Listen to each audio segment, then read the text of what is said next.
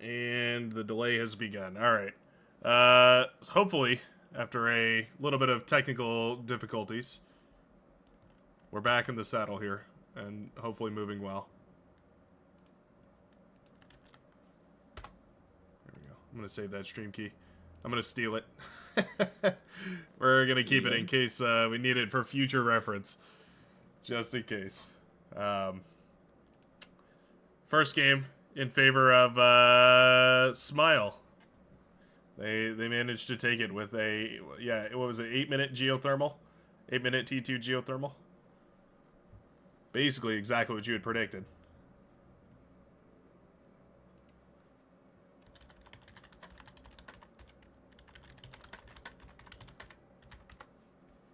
Letting the players know.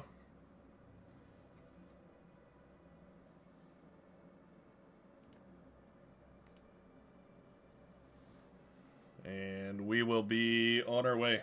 Oh, Spooky went out to grab coffee. Okay.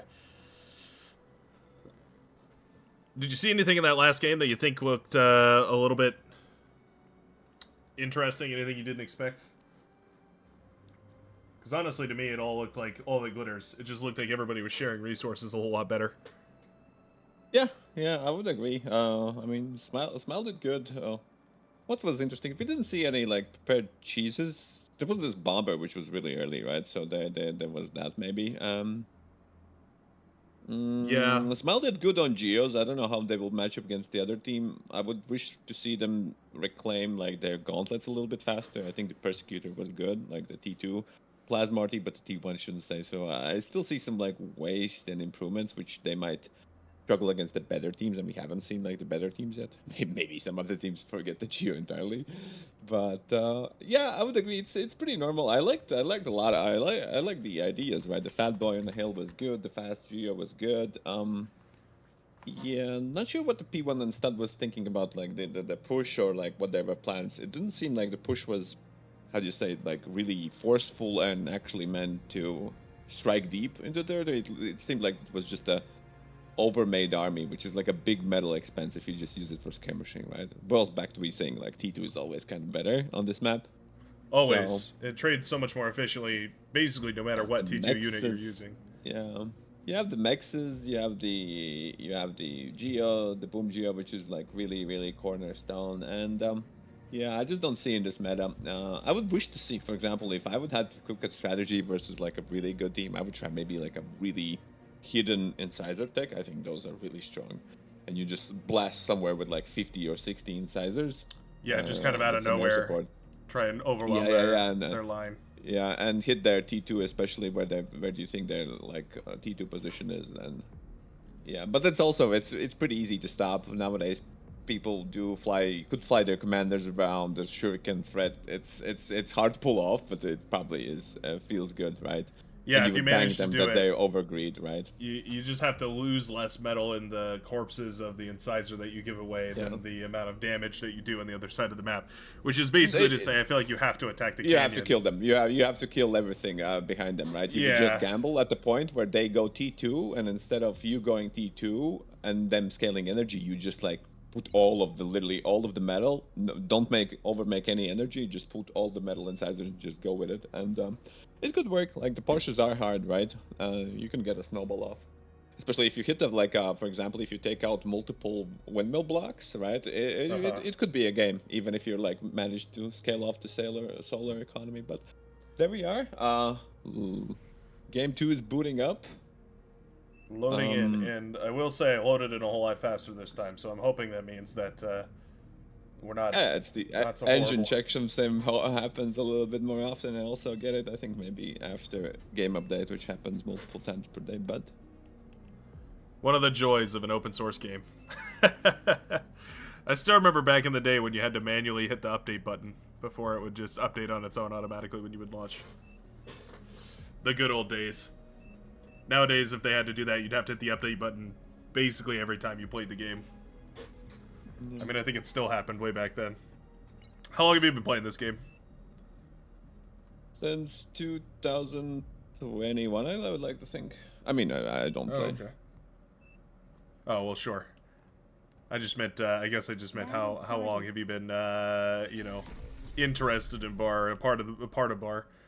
It's one of Oh, those I've been like, part of bar. Like, I mean, there's always I came there. We came as a group of 16 people, and we were the only guys having a lobby up. So it was in the state where people were just like, we had the one game running between us, and the Yep. players were like, oh, can we get in? It's the only game running. So yeah. I came to that state. So I've seen everything, but obviously there've been players who played for 15 years. So I remember those days. I joined sort of just before that ended. Really, it was kind of like when I started playing bar, and it was always funny because you definitely see the same people around, and I feel like that's still true. I definitely feel like there's you see a lot of the same faces, but I remember, yeah, it was definitely like you'd jump into bar, and it was either, there'd be the one game going, and then there'd maybe be like a Raptors game. Yeah. It was a pretty much like the lobbies were like sink or swim, right? To be fair, Yes. once you get to good, it wasn't like nobody's gonna. If you have one game, you have to perform, or people are just gonna be like, "Oh man, this guy again," right? Yeah. So right now you have options. I think right now people say the game is toxic, but I think you can find at least play with your skill level players, and you're not like upsetting. Right? Yes. There is some bubbles forming. People get to play the glitters if they want. Back then, it was just like either you play the one game or you don't play the one game. Right? You will play DSDR 4 times today, or you will not play today. Yeah, it was. It's compared to how it was back then. Yeah, it's definitely much more forgiving. You have a little bit more wiggle room, which is. I mean, cool you can to even see. play like what you have the PVE modes with where you just play the Nutty Raptors, right? Where it's essentially overbuilding of structures. There's a lot of it for everybody, right? And you can always make your own game, and if the rules are fun, I think the players will also join in. I mean, you've been known to make pretty dope lobbies as well for the public to enjoy, and that's really cool. I support all that. I'm always blown away by how much there is in this game that isn't even a part of the base game. Like, if you just join regular lobbies just to play the multiplayer, there's like half of this game you won't even ever see. And that just seems crazy to me. I love showing off all the crazy tech, especially with the developers, like different the developers, quote unquote. I know like that's a very loose term because so many different people contribute all over the place. But what I mean is just like, everybody can contribute, right? Exactly. If you want, you just need to have a drive and the politics and the patience to solve the issues and convince people, and then you can make your addition. Yep. It took me, for example, like me and the guys who worked on the grid menu keys. It took 3 years to get it as a default, right? It was. Wow. We came to this game and people said, "No, why would you need like keys? Like, why can't you just click on the things?" Oh, my Who gosh. would want to press in a competitive key? Like, I mean, they have some key bindings, but it wasn't structured, right? So it was just took 3 random years, keys or and we whatever. managed to do that, right? Wow. It's partly my work. It's partly, we loaned from StarCraft a couple of things, and Reza made like the mnemonic things, and we ended up. And there's been a lot of additions like that. And I think everybody has if you have a good idea, and there's a lot of support between it. Slowly and surely, it's our game, right? It's Bar is the best project. That's why here I'm casting with you, because it's by gamers for gamers. It's like that Razer slogan, Yeah, right? So yeah, exactly. Yeah, I was gonna it's say literally that, right? it is, and you can tell because the ease of use, I think, is the big thing. It's like there's no bar removes so many of those like weird little hindrances in a lot of other games where it's like for instance, I was playing, what was that? I played an RTS recently. It was an old Command and Conquer game, and I played it, and I couldn't get through like a couple of missions because I was like, why can I not auto inject my units into a hotkey group when they come out of the factory? Like, why can't I spread them out in a beautiful formation? Is it Zero Space? I think I saw a demo of Zero Space where they had they were demoing their Zero Space, I think, yoinked the line movement at least. Yeah, they totally took it from Bar, and I'm like, that's so funny. Hopefully Bar gets some credit for that. I mean, it's the so spring. beautiful. It's not like it's probably a line movement and spring existed before even Bar was a thing or BA was a thing. It's been That's an true. old thing, but somebody came up, and it's a genius idea. I think It's I such a first saw good line idea. movement in 2004, and I was blown away. I didn't even know what the spring was. I just downloaded, I think, some old spring game, and I was like, "What is this strategy? This is magic. This is so cool." It is But magic. then it looked like really bad, so I didn't play it. But I've always Right. remembered that line movement, and then I came back, and then I realized that it was the same game. I looked at it ages and ages ago, but Yeah, you're all, wait, how did I get back here? yeah, still awesome. full circle. Yeah, it turns out Right. it's pretty easy. Being able to move your units the way that you want them is basically all that RTS gamers really want. Put them in a formation, make them look all beautiful. It's awesome. I don't know. Auto hotkey groups are another thing where I feel like that should be like standard default level tech for any RTS game going forward. Yeah, yeah, and there is a tech on top of it. I mean, for example, auto groups right now. I'm also experimenting. I'm trying to use auto groups with control groups on the same numbers. There's different things. I'm, for example, putting in a group or putting out of the group unit, because sometimes Right. once you use the auto groups, sometimes there's this unit where you pull everything back and you don't want to pull that army back, but you wanted to pull that. So Yep. there's still some friction, and you could do better. But yeah, I've always found it really useful for managing siege units and their radar yeah, and radar yeah. jammers, because Yeah, then you just the can rolls keep of them well. together. Yeah, and it I don't know, it works really nicely to have units that can be aggressive and skirmish on the front on one key group, and units that need to be a little more sensitive that have less HP. Different True, hotkey group. everybody comes with their own system, isn't it standardized? That's what But I yeah, love about it. looking at the game, we see the T2 Oh Hungary is right. still on time. Oh, game, yeah. To be fair, the game looked a little bit more even right It now. There did, was a yeah. couple of scouts starting, but Hungry's is going to start again. The Boom Geo on the 6-minute mark might even beat his personal record so far in competitive ATG of 8 minutes. I think it's gonna cook a little bit faster this time. He has the E-store ready to go, and on the front, we see Seraph struggling a little bit more against the Shepherds. Shepherd is still using the same composition, so the lanes essentially are still the same. Nothing has changed all that much. And you can see Hold the Weed is also racing their Geo on that side, so I think the timing's right now a little bit closer. But Houndry has finished the Boom Geo by 7 minutes and even less than 10 seconds, so 7 minutes and 8 seconds over. It's pretty interesting to see these teams kind of bounce off each other. You can almost tell that it feels like P1 has sort of realized that they need to be a little more aggressive on the field, and it shows in this midsection here where you can see the Shepherd is holding, not allowing that defensive fortification to come up and running right here, applying way more pressure. I think Seraph just went a little bit more greedy. Maybe he did boost way too many windmills at his base, underproduced units, and then, Seraph just... because I think the Seraph either added the artillery, which I recall seeing before, and that, killed the initial things. And the Seraph also isn't making as many, I think, vehicles as well. But yeah, I mean, those vehicles are still a big investment. He's been able to skirmish them all from the big mexes, like the 9-3 mexes, but is it worth investing that much?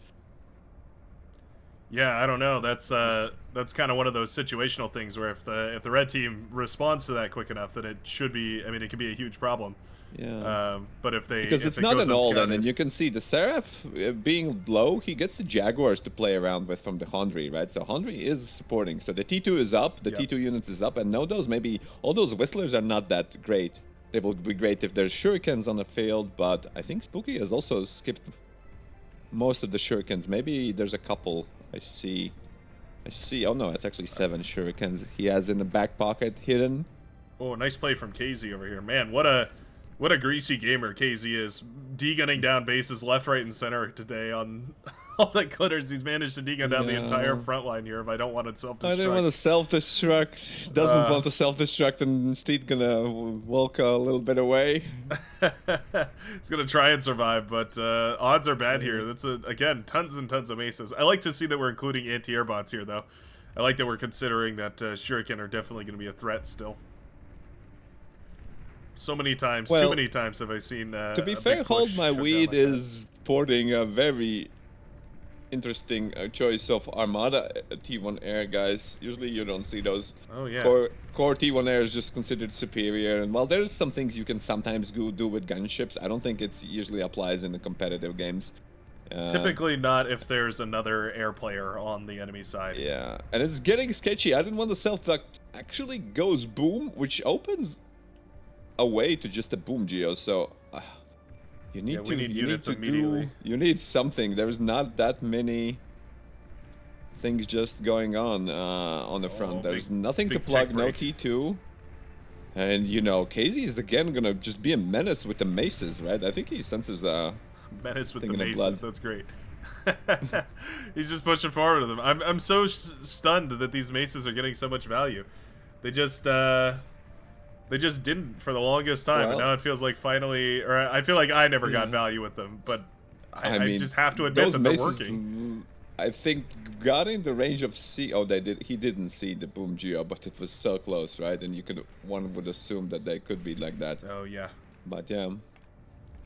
Well, technically, I think Janus should do just well against the maces, but I don't know if it's his dodging. Oh, okay, he eats a shot or two, but yeah, maybe it's not the micro. Maybe he didn't get out, but somebody stopped KZ, I think. It looks like they're rallying enough forces here to push back this commander. They There's a learned little bit more their grunts, mistake. and grunts would properly spread if they're not just gonna choke up, and D-gun might actually put the defense enough pressure, even killing him, because There we go. How about that bull though? Janus did Nice. hit, and to be fair, the I didn't want the self-destruct does get a bull to support his line, so bull should, with some res bots, preferably would be able to kill unlimited amount of maces if he has the space to move. Yeah, the Right. bull basically shuts off T1. There's not really anything I think you can build out of the T1 bot lab that the bull can't counter. It doesn't have AoE to Rest shut of- down ticks. Enough Most damage of the to lanes shut down have been damage stuff. stabilized, but this is gonna be like one issue, which will yeah. slowly be very, very annoying for red team to solve. I don't know, can you go up and maybe with commander or D-gun? Probably doesn't work like that, but it's gonna be...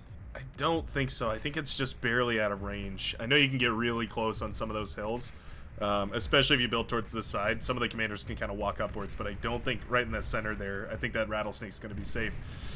And what a pain that is to deal with. Nothing to stop this bull from going on a rampage right there. There is... Oh yeah, that's Oh, true. shurikens maybe are there, right? But We have there's the still one like whistler. a one whistler. But and Asparagus is might get it. He will get it. I think. He's going in. Yep. Oh, he's going so close, so close. Is patient. He detects didn't it. waste. He didn't like reveal himself by D-gun, and we see a big bombing raid coming from P1 on the other side, trying to kill the boom geo. I think he will be. Oh. There's no air, so Stormbringers are so bad. boom geo goes down, which actually puts energy slightly even or above for P1, so they do manage to get an energy income lead. Dang. What a key bombing run right there. Taking out probably the most valuable production center here on the entire team. I mean, obviously that Geo is going to be the most powerful energy production, the most efficient energy production for both of these teams, but I'm surprised that Stormbringers worked. Those things are atrocious. Might tip a little bit of favor. I mean, they're still lacking like the good T2 mechs production. I think Spooky has done so far a really good job of maybe T2 mixing. At least his whole team is doing pretty good job of getting the T2 mexes in the base, while the other team still is on T1 mexes, and there's even some tick lines up in the north. These purple ticks have been scouting. harassing constantly. I love that move from Asparagus. He's just every couple of minutes or so he'll send a bundle of ticks around one of the sides here to try and squeak through. He's gotten a couple of mexes from the orange commander, but that was the first big push that I think really did some serious damage, taking out 4 or 5 of those mexes for the red commander, the shepherd. Rattlesnake battle. Unlimited. Yeah, I wanted to just say so. Oh, I think funky. could have maybe tried to reclaim on the bottom, but that's still losing. The rattlesnakes, sort of, somebody proposed to me something that was kind of interesting, is that rattlesnakes kind of received an indirect buff in their new, well, basically all artillery did actually, in their new firing system, where they don't, where they can aim high into the air, but they sort of fire like normally, because they fire a lot more I heard about frequently. that, yeah. It's kind of interesting. I think it's a welcome change. It just, again, reduces the amount of micro that you have to do for these things to work properly. But it is, I don't know, it was kind of interesting point is that now basically all static defenses, all pop-up artillery static defenses fire a whole lot faster across like their general area rather than, yeah, see that one firing high into the air, but it's still firing at the same speed. I thought that was an interesting... Yeah, it used to do damage, yeah. I haven't looked, I heard about it, and I think a couple of parallels were like, okay, maybe it's like dumbed down, but I don't know. Anything that reduces the friction with the game is welcome. I do agree. I agree. Yeah, it's kind of one of those like even if we have to sacrifice a little bit of depth of play to make it a little bit more easier to play, it's probably better in the long run. Sometimes choice is better, right? But I don't know. There's been I don't know. I still don't know whether the Fido or Hound should be in Gauss mode or long range mode versus which targets, right? So same goes for artillery. Sometimes you want the high, sometimes you're not.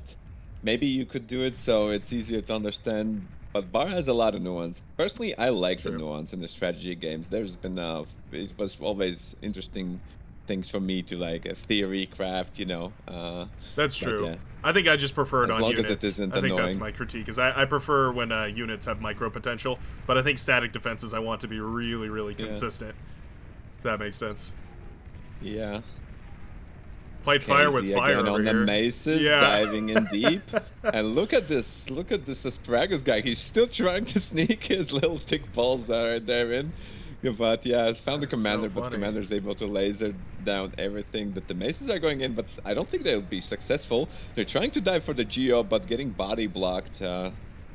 I like that we included the res bots here. They ate up a big chunk of that metal, at least the bull corpses. They're getting off shots on the thing, but there's enough build power. I don't want to self-destruct, trying to clean, and he will manage to clean it up and actually managed to earn like 3k metal. That's a lot of metal right there. To regroup, right? So this game is a little much closer, to be fair, with only a couple of metrics going in a favor of, most of the metrics is going in a small favor for the Smile, but yeah. Some ambassador have been built here.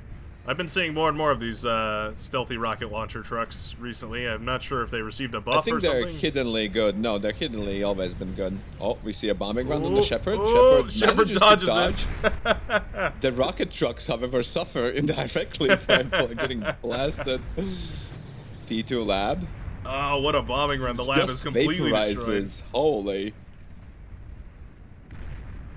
Wow. Yeah, there's one poor SAM site working overtime, so...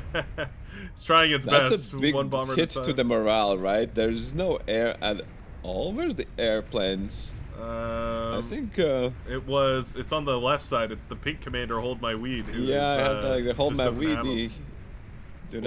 Flag turret's pretty good. Yeah, that's a huge hit. Did he preserve his bombers, or it went down? Did he actually do the bombing run? Or they just vaporized?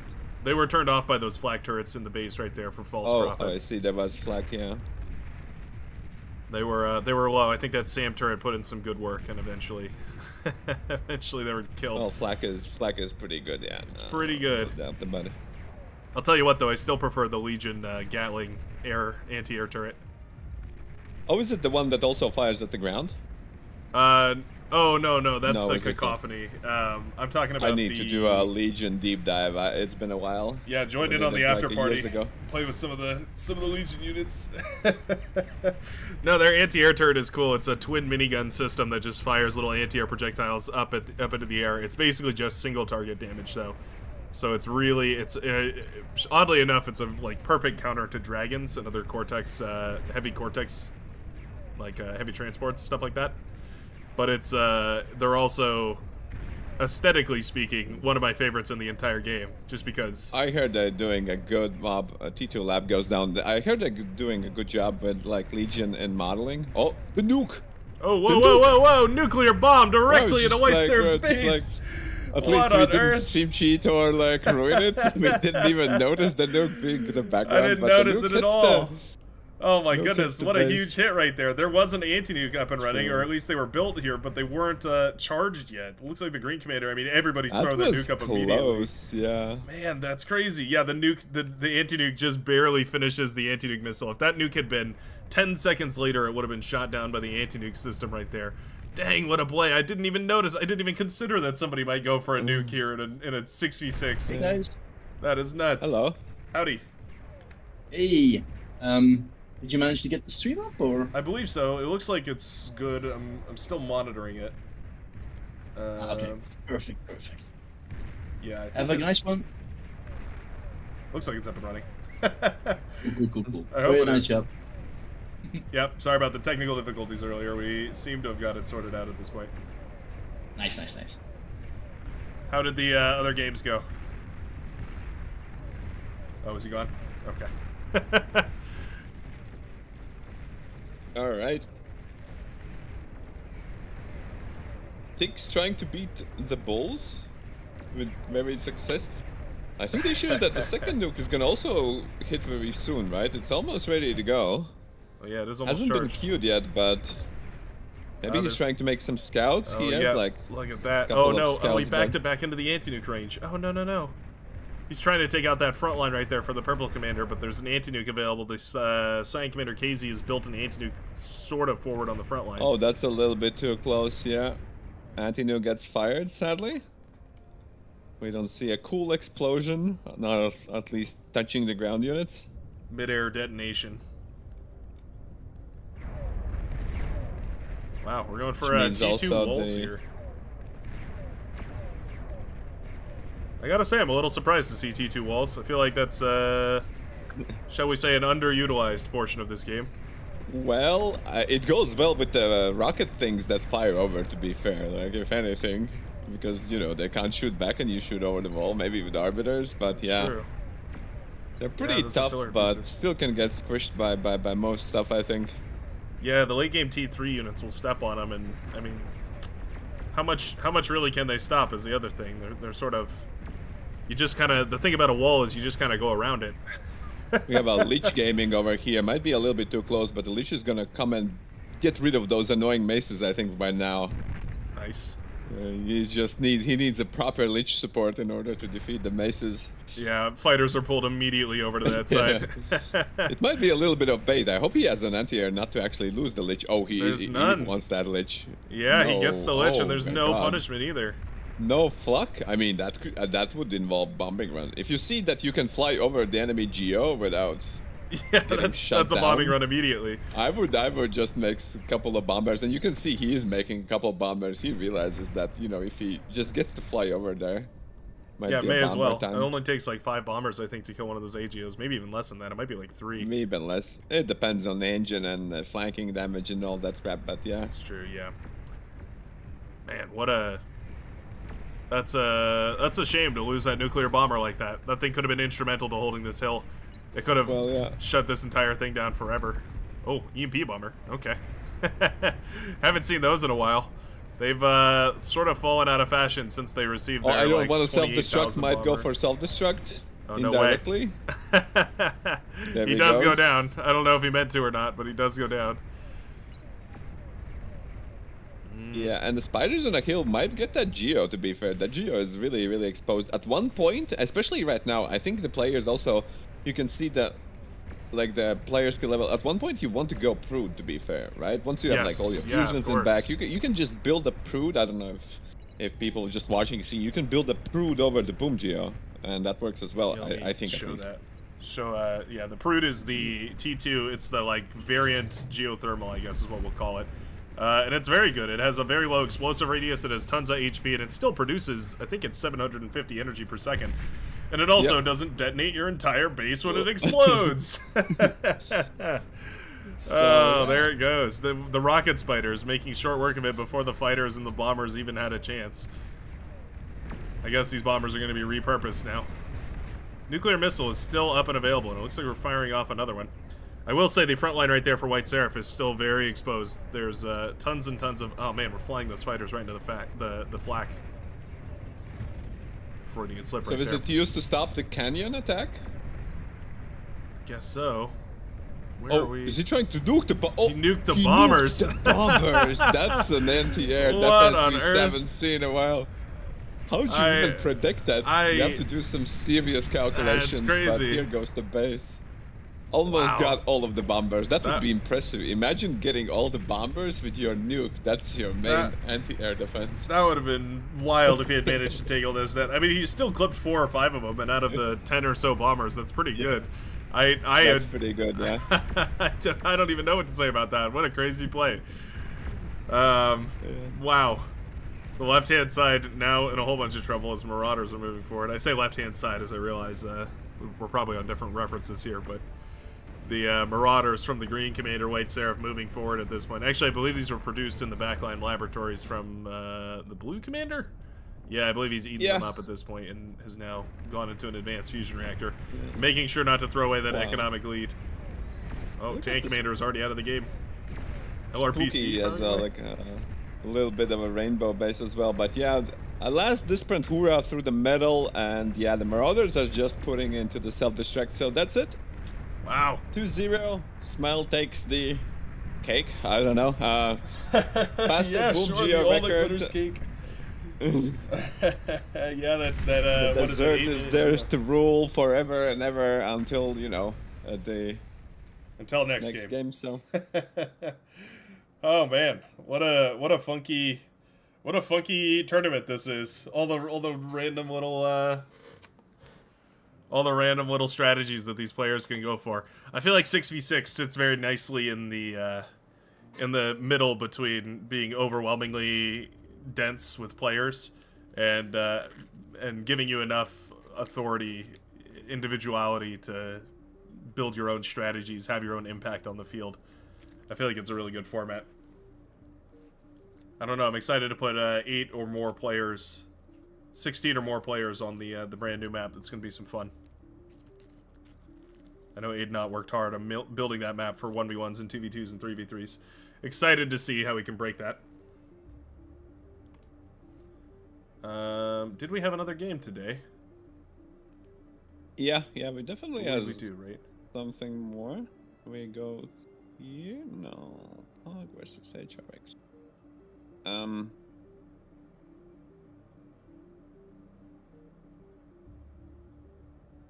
XD versus lag.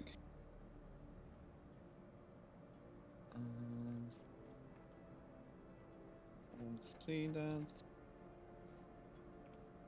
Is it here?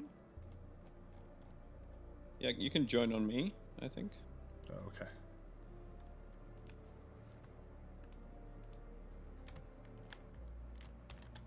Should be XD versus lag. Sweet. Wow, looks like they're ready too. These are some high OS gamers. My goodness. 56, 49, 53, 49. Dang. I guess we're going to get right into it. Awesome.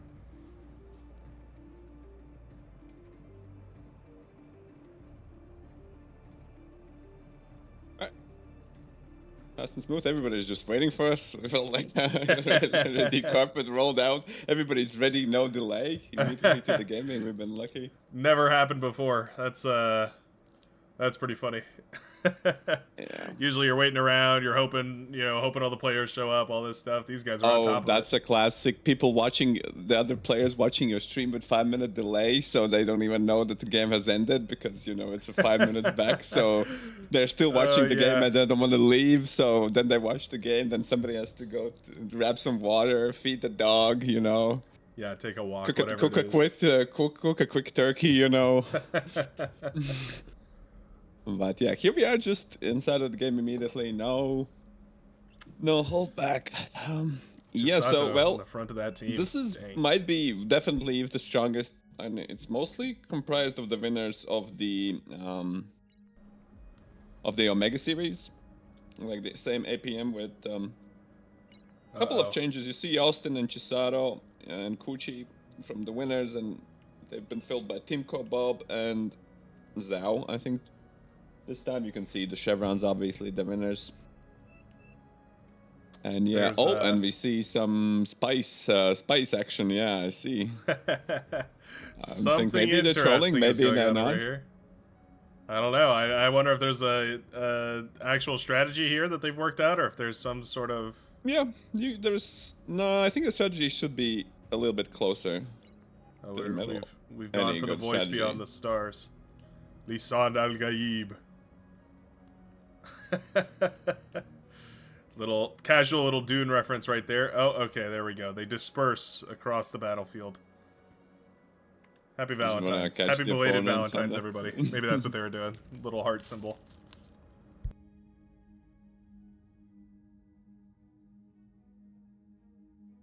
Yeah, I don't have that much information about it. This was some of this What was this team made out of? I used to call them leftovers because that was the one of Omega's team name, but these were the Glitter's leftovers. I think this is what the clan is made of. I guess the that makes Syria sense. I've seen is a really high OS. I mean, they don't have a worst OS. They have actually pretty high OS. Everybody across the line, but Yeah, their the lowest being leftovers, so I don't- 31 is not bad. yeah, it's not bad. Yeah, for a random fun team from Glitters. Would be interesting to see how they match up against the maybe the Smile or anything other. But yeah, I don't think they will have nailed down the cooperation as much. But let's just see what they can do against arguably the strongest or one of the strongest teams in the tournament. I would say probably the strongest. I think pretty confidently. This is the team that I would bet on is the blue one up here. The fact that they've got like 4 tournament winners in their ranks, like clearly these commanders are very, very capable on their own. I'm curious to see how well does that translate to teamwork, right? Because I mean, obviously the game skills are there, but what is the planning and how is that going to go, right? What are the strategies? It's so much in the favor of the APM here, or XDs would be their clan name right now. So yeah, you have the Chisato and Austin, which are like really good players all around. They even just from the terms of playing. And then you have Kuchi and Zhao, who's been excellent cooks, and Zhao has excellent game sense. Kuchi has been doing math, and and even things like Spooder. I know he's maybe a little bit trolling with the 24 OS. He's reasonable good, and Timko has also been grinders. So even their 2 lineups, even if you call them as support players, which they are actually chilling in the back right there. So maybe they go for like a crazy boost because you see all the top dogs at the front and technically the support spoilers. So. Yeah, looks like if it's a lot of solars, that it means that they might go for a really quick T2. I would not be surprised to see a T2 lab finished before 4-minute mark. Yeah, I wonder if it's a co-op T2 between those two, or if they're going to rush the Geo over on Kuchi's side, or rush the T2 over on Kuchi's side. And yeah, Kuchi will just expand, and somebody will go air in the backline, and I think they're just trying to overflow energy so the front line can build uncontested. Yeah. But I don't. But if I'm talking honestly, I don't think I think they're just chilling. To be fair, I don't think they will reveal some insane co-op strategy which hits like with a lich timing under 3 minutes or something ridiculous like that. Because they're essentially playing. yeah. And even if they manage to lose, they could pull it out for game 3 or something along those lines. I think they're just playing as they see. They still will do some mild co-op, but I don't think anybody is stressing. We can see commanders pushing on the front. Chisato already going to the cap and does a little greedy double cap. So yeah. Yeah, that's interesting. We're seeing a lot of vehicle play, I will note, across the board from all 3 frontline commanders in the blue team. Yeah, we see a little bit of a different thing. A lot of constructors, a lot of for example, Austin is already boosting the 4th con out. And he's using arm vehicles, which are the best for expanding. And he's just capping every single max really, really fast. You can see on a medal, it's already 30% advantage, more income for the blue team. Yeah. And the game's just started, right? So it's insane, right? So yeah, that's already. I mean, Bar is a game about exponential growth. So the earlier you get an advantage, the more exaggerated it is later on into the game. Yeah. And you can see, obviously, Timko Bob is also contributing by just making, just walking and making mexes. So that was one of the things I wanted to see. Yeah, you're right. All those mexes in the backline are really nice to have claimed because it's just, I mean, at this point, Timko Bob is basically just using his economy to help the team. And same with Spooderfriend, actually. I do notice is basically just building wind turbines in the back as well here. Kind of interesting to see a different approach. So what we saw from Smile was more the geothermal focus. Right? Yeah. Because that, for example, Spooder building energy allows Austin to boost constructors and get mexes all the fast, right? So it's like a synergistic behavior, right? And Austin is already in the middle. He has capped most of the mexes, and Zhao is just using the energy to pump a little bit of a scouts just to hold the front line enough. And once the Austin gets settled right now, he's going to be in such a strong position with a good economy, right? And yeah, those vehicles can run away with it if you get an early advantage like that. if you're not shut down early enough and the vehicles are allowed to have this many mexes and they can keep that production up for so long, there's not a lot you can do. You cannot shut down a player who doesn't have to have energy bills. You can think about it as mining crypto when you have a GPU, but you don't have to pay for any energy costs, right? It's just pure profit for him. Yeah, right? exactly. Somebody else picks your energy bill, you'll get ahead because Yeah, now you've got 50 tanks that you barely had to pay for. Well, and it's not only the energy, too. He's getting the metal, because, again, Timko Bob is only really spending a portion of his metal economy. All the rest of it is basically just going to the team. It's kind of it's kind of interesting. It's less commanders on the front line than we had seen earlier today, but it seems to be working. I think there is a little bit of value of building your own lab. We did an extensive test at the barcode, right? Now you would say, like, it's arguable, right? Whether you want like a full battery. It's definitely easy to play in this way and simple. You see Austin going for the T2 lab. It's been 5 minutes, right? So everybody is now floating the middle. Actually, Austin doesn't have anything in the front and will lose the front mixes to just a couple of rocket bots. Yeah. That's not inspiring. Chisado needs to go help with it's a weird. There's a little bit there. He's just gambling it basically. It almost feels like. Well, they are gambling for the T2. I would be in like. So we saw a Geo really at 8 strange. minutes, I think. No, 7 minutes 20. So it's a little bit slow, to be fair. Oh, let's see. Self-deed the mechs on accident. Mauser. Okay, it's gonna be a Mauser rush. I was curious what we're gonna go for out of the lab. We see the first comsac. Actually, they want the medal. Laudy can't resist blowing up his commander for the greater good of the team. And they do have a T2 ready on front line with the things.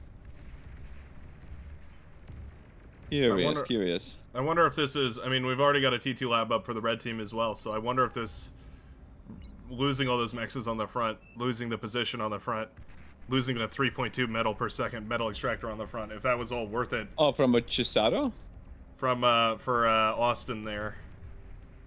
Austin did lose. Oh yeah, I mean he isn't lost, right? He has Mausers on the field. He's gonna reclaim that position really fast with Mauser pressure. That's true. There's 2 Janus to block, and the Mausers will just start shelling, and then the yellow commander will feel like, oh my god, I don't want to be here against Mausers in 7 minutes. And you could already feel it, right? He's just gonna. Yeah, about what 7% HP. And he has Chisado to his right as well, being able to apply the pressure. But I think the XD team is still not getting the boom geo. I mean, Kuji has been on poor mode. He's very broke. He's been allowed only to have a couple of ticks by the looks of it. Gets donated some tanks from Chisado, I think. Both teams aren't going for the Geo, though, is the weird thing. Like, neither of them have really made a crazy effort to build that Geo. They've just kind of gone into no flying, not Eco. now. Actually, the Smile, as I said, the Smile had the Geo finished right now, I think, right? 7 minutes, I said. It was 8 minutes, and then it was 7 minutes and 10 seconds for the Boom Geo to go up. And these teams have been either skirmishing too much or just preferring, like, early units. But still curious about all that. It's a Austin faster is getting T2 fusion. No, but Aston is getting fusion as well already, so they're just not skipping the Geo. Interesting. I feel like we should go for the Geo before the fusion. It's so cheap. Well, I mean, if you have the spare metal and your build power is there, why not just make it? I guess the Maybe build power they want a central lab, but it is a waste. Like, you cannot tell that like putting 3k metal extra isn't a waste, but they're just playing different, I think. We need to see how it works. I will say this this fusion right here is going to be a whole lot harder to get to for the red team to bomb. True. And it's a lot less sensitive. So you do get the added benefit of not exploding as violently when your fusion reactor explodes versus when your AGO goes. Kuchi does get a flying T2 con for the Geo to go second. Oh, he didn't finish the fusion is still not finished. Very weird. It's just been stalling all the time, building everything. A little bit of I wouldn't say like a blunder, but definitely some mismanagement of economy to some extent. I think we saw Smile do pretty cleanly. They did have like a waste in different ways, but there's been like a back and forth in the middle as well. So I think the random team is applying a lot more pressure in some sense, especially in that you can see the bulls running in from the yellow commander. Yeah, A lot those of are doing stuff is great. going on. There's 2 bulls and jaguars, right? So that's extremely hard to kill. 2 hasn't pulled on whether he wants to do and dived in, but you know there is shurikens on the field, so it's scary to push in really deep. Yeah, without any of those whistlers or lashers or whatnot, it's kind of futile to push because shuriken are just going to shut you down immediately. Even even if you manage to build a big medium tank ball, it's nothing in the face of 30 shuriken.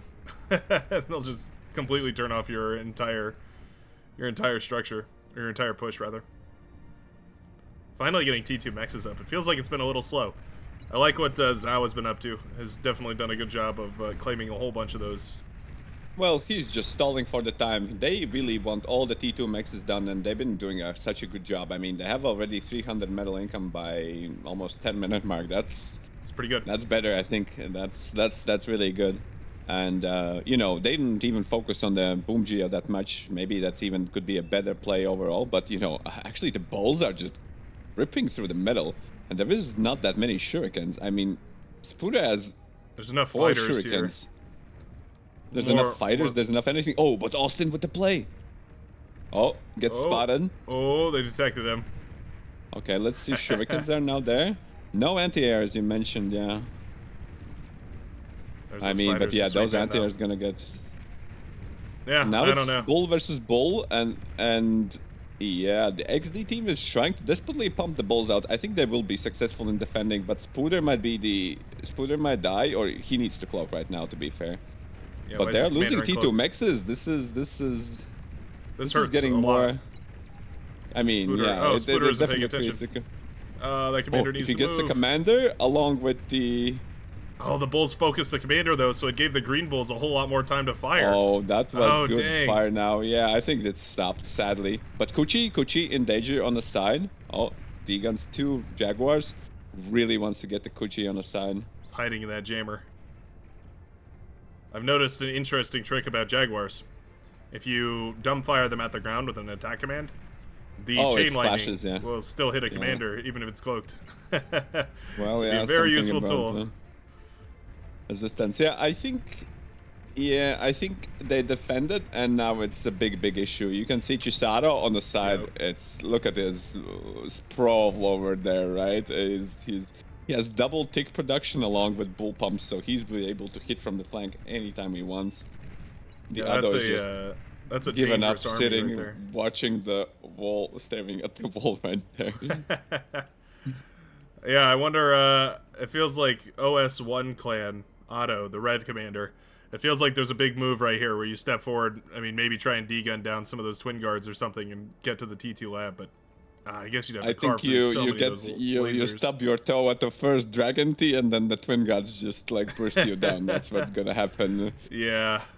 I didn't realize. I thought those were all regular guards at first, then I looked closer and I was like, oh no, that's going to be very difficult to deal with. Man, those Yeah, bulls twin guards are ended up pretty being good, yeah. being a good gift.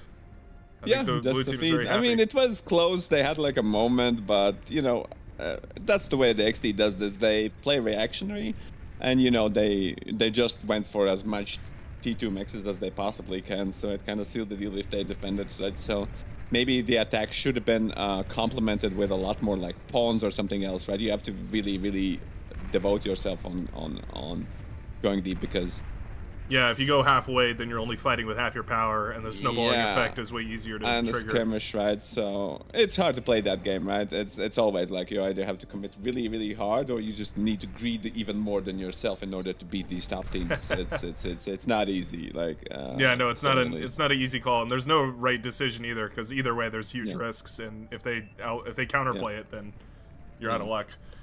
Well, that's how tournaments work. You have to be polarizing as much as possible, right? You either Yeah. be the greediest man alive or the most cheesiest man alive. If you play just whatever people play, then you get. If you're the most medium of man both. alive, you're never gonna make it. Mm-hmm. The ticks are so funny here. I love that we're underemphasizing the static defenses, at least compared to the other games. There was so many more persecutors, rattlesnakes, all those like pop-up turrets, and now this game, it's just bulls, it's just starlights. There's Yeah. basically no statics at all.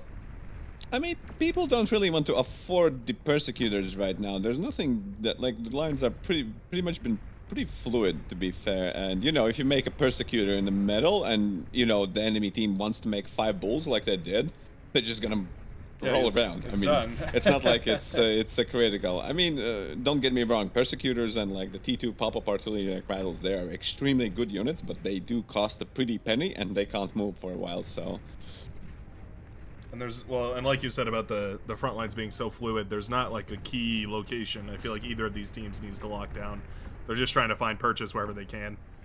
Yeah. Well, the only thing who has been spending for all of them is Chisato. He has both the anti-nuke, and he even made the pinpointers for his team, so he's been getting anything. He's been on a shopping list. He's just handing out units left and right. All the... Ooh, I like this, and this looks good as well, so...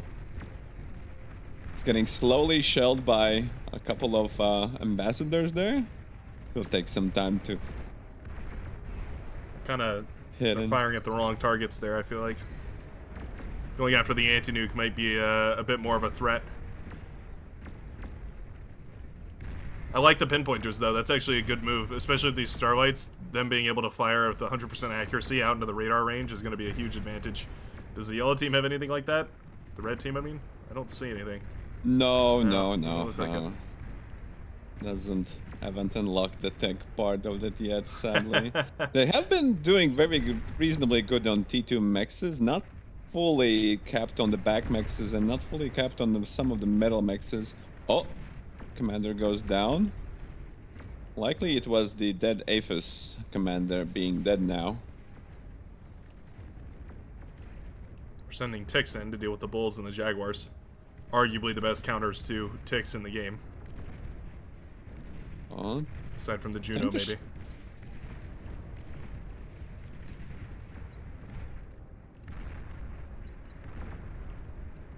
Ooh. These starlights have basically broken the front. Yeah. That's what, in general, you would see Mausers into starlights is really solid strategy. Does lose 2 of them, and there's been some rocket fights as well. The ambassadors making a popular. I like to see that. I always thought the ambassadors were pretty good units to counter these units. Obviously, the rockets are slow, but not everything can move and, you know, fire, and you will get the hits right now and then, and seeing like the... Well, they're not paying attention to their units all the time either. That's You can catch people off guard really easily. A lot more often than I think people think. Yeah. There we go. Rocket just... I got a center screen view of a rocket colliding with one of the other ambassadors and taking it out. Yeah, and then they hit to the other side as well, killing starlights, yeah. Shuriken stopping the bull push on the left-hand side for Zhao. Trying to stop the bull push over there. It's tricky because as soon as you push out of that choke point right there, suddenly you have multiple armies jumping on top of you. Can be really inefficient all of a sudden just because of the concave of that battle.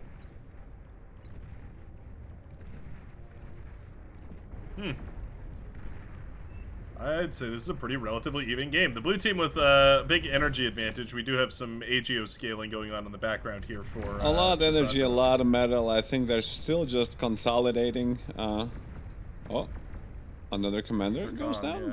Who was it? It's a bunch of bulls. They managed to snipe I think that he rezzed. Did he res his you're right. Yeah, he must have rezzed it. Yeah, because there's his other commander is still sitting over there. His little Viking helmet. True. I mean, the bulls will make it through. That's 7,000 worth of metal. I think Kuchivo decides not to degun, or does not. Okay. Gets 3, 4. That's okay. Not bad.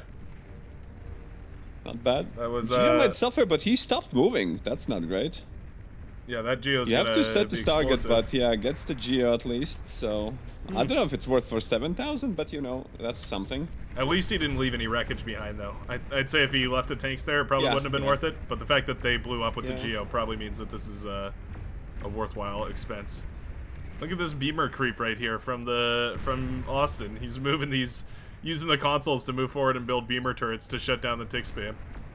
Now I've got a tremor rolling forward too. I love all the tools we get to watch these commanders use. We've got pulsar creep going forward from Chisato as well. Pulsar creep. Yeah. I don't know. I have mixed feelings about it because it's so powerful once you get into that T3 game and there's tougher units on the field.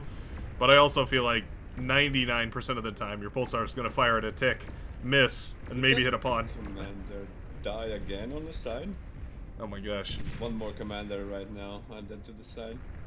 But yeah, pulsars are good. I mean, he's trying to lock down. He wants every bit of a juice squeezed with the T2 maxes, right? And to protect the T2 maxes, pulsars are good. Although this pulsar is hurt, which he's making. It also allows your army to like rotate, right? If you have a strong position, you can. He's trying to push where the Austin is. Tremor has done good work shutting down the left-hand side there. T Syria, the Maroon commander, starting to lose ground. The Tremor is inaccurately shelling away at the front line here. Sort of saturating the field with fire. Star tanks up on the left-hand side. Looks like Kuchi wants to try and lock this down with a couple of those heavy Cortex vehicles. Do you have any nuclear missiles queued up right here? The blue team seems awfully aware of the nuclear missiles, maybe watching the last game. Thinking, that could be us.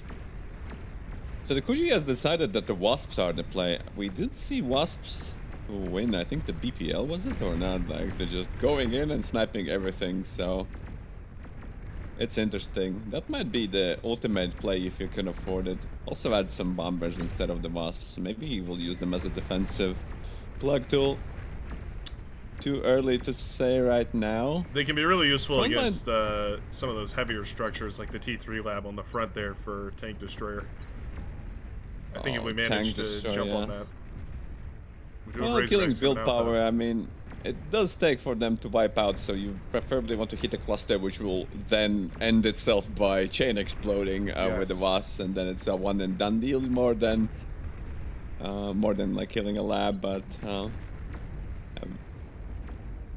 I think any more of these Razorbacks come up and this front line's going to be in trouble. You know what? I forgot about the Pulsars, though. Man, they've just shredded that Razorback to pieces. Oh my gosh. See, the Pulsars are preventing the red team from stepping into T2. T3, I mean, pardon me. It feels like they're trying, but they can't. They don't really have room for it. At the very least, a Vanguard is out they're running. hugging the Starlight. Oh, they are.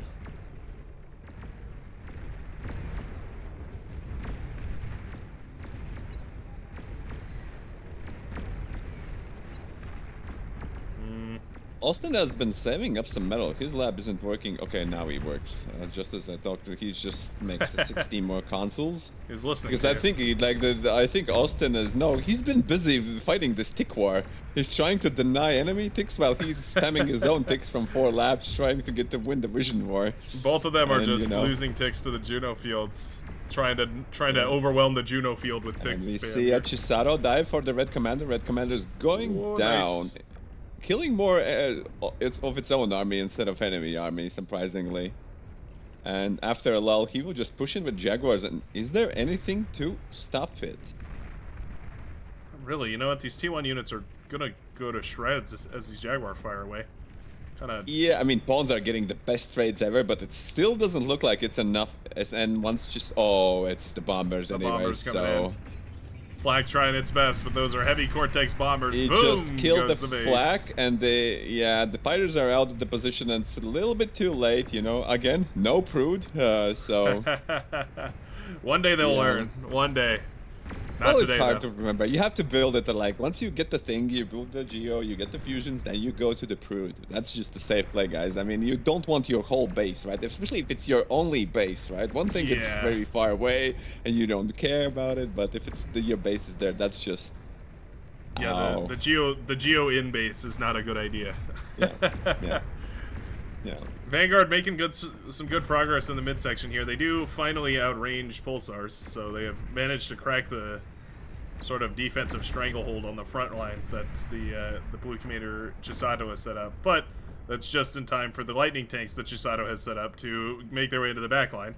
Start pulling apart metal extractors, E-converters, wind turbines, commanders, constructors, pawns, grunts, ticks, you name it. Jaguars are pretty good. One of those one of those very useful tools across a gigantic range of options.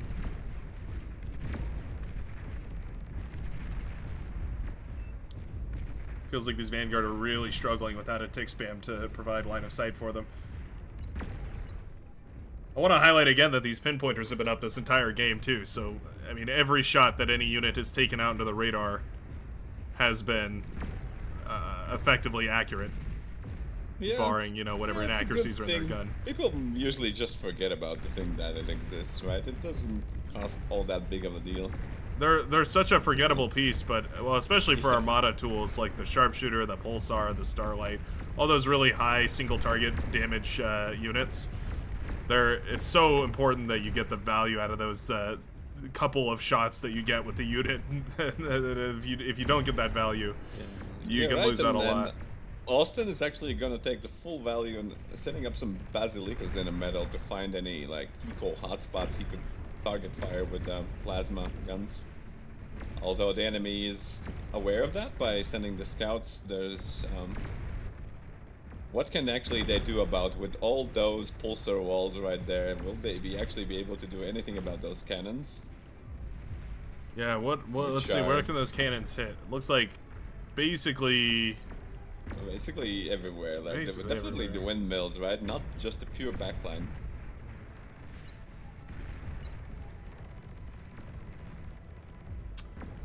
I will say they've rallied nicely and saved this right-hand side from being overwhelmed. But I feel like more so it's actually just Chisato relieving pressure on that side. He's eaten up the T2 lab and has now gone into I think Chisato is full just greed. going, full greed. Nobody's sure when it's gonna stop, but I mean, he has done his job, so he can do whatever, and that's what I think. Yeah, I would agree. 2 bases down, geo position killed, backline has been scratched up pretty badly.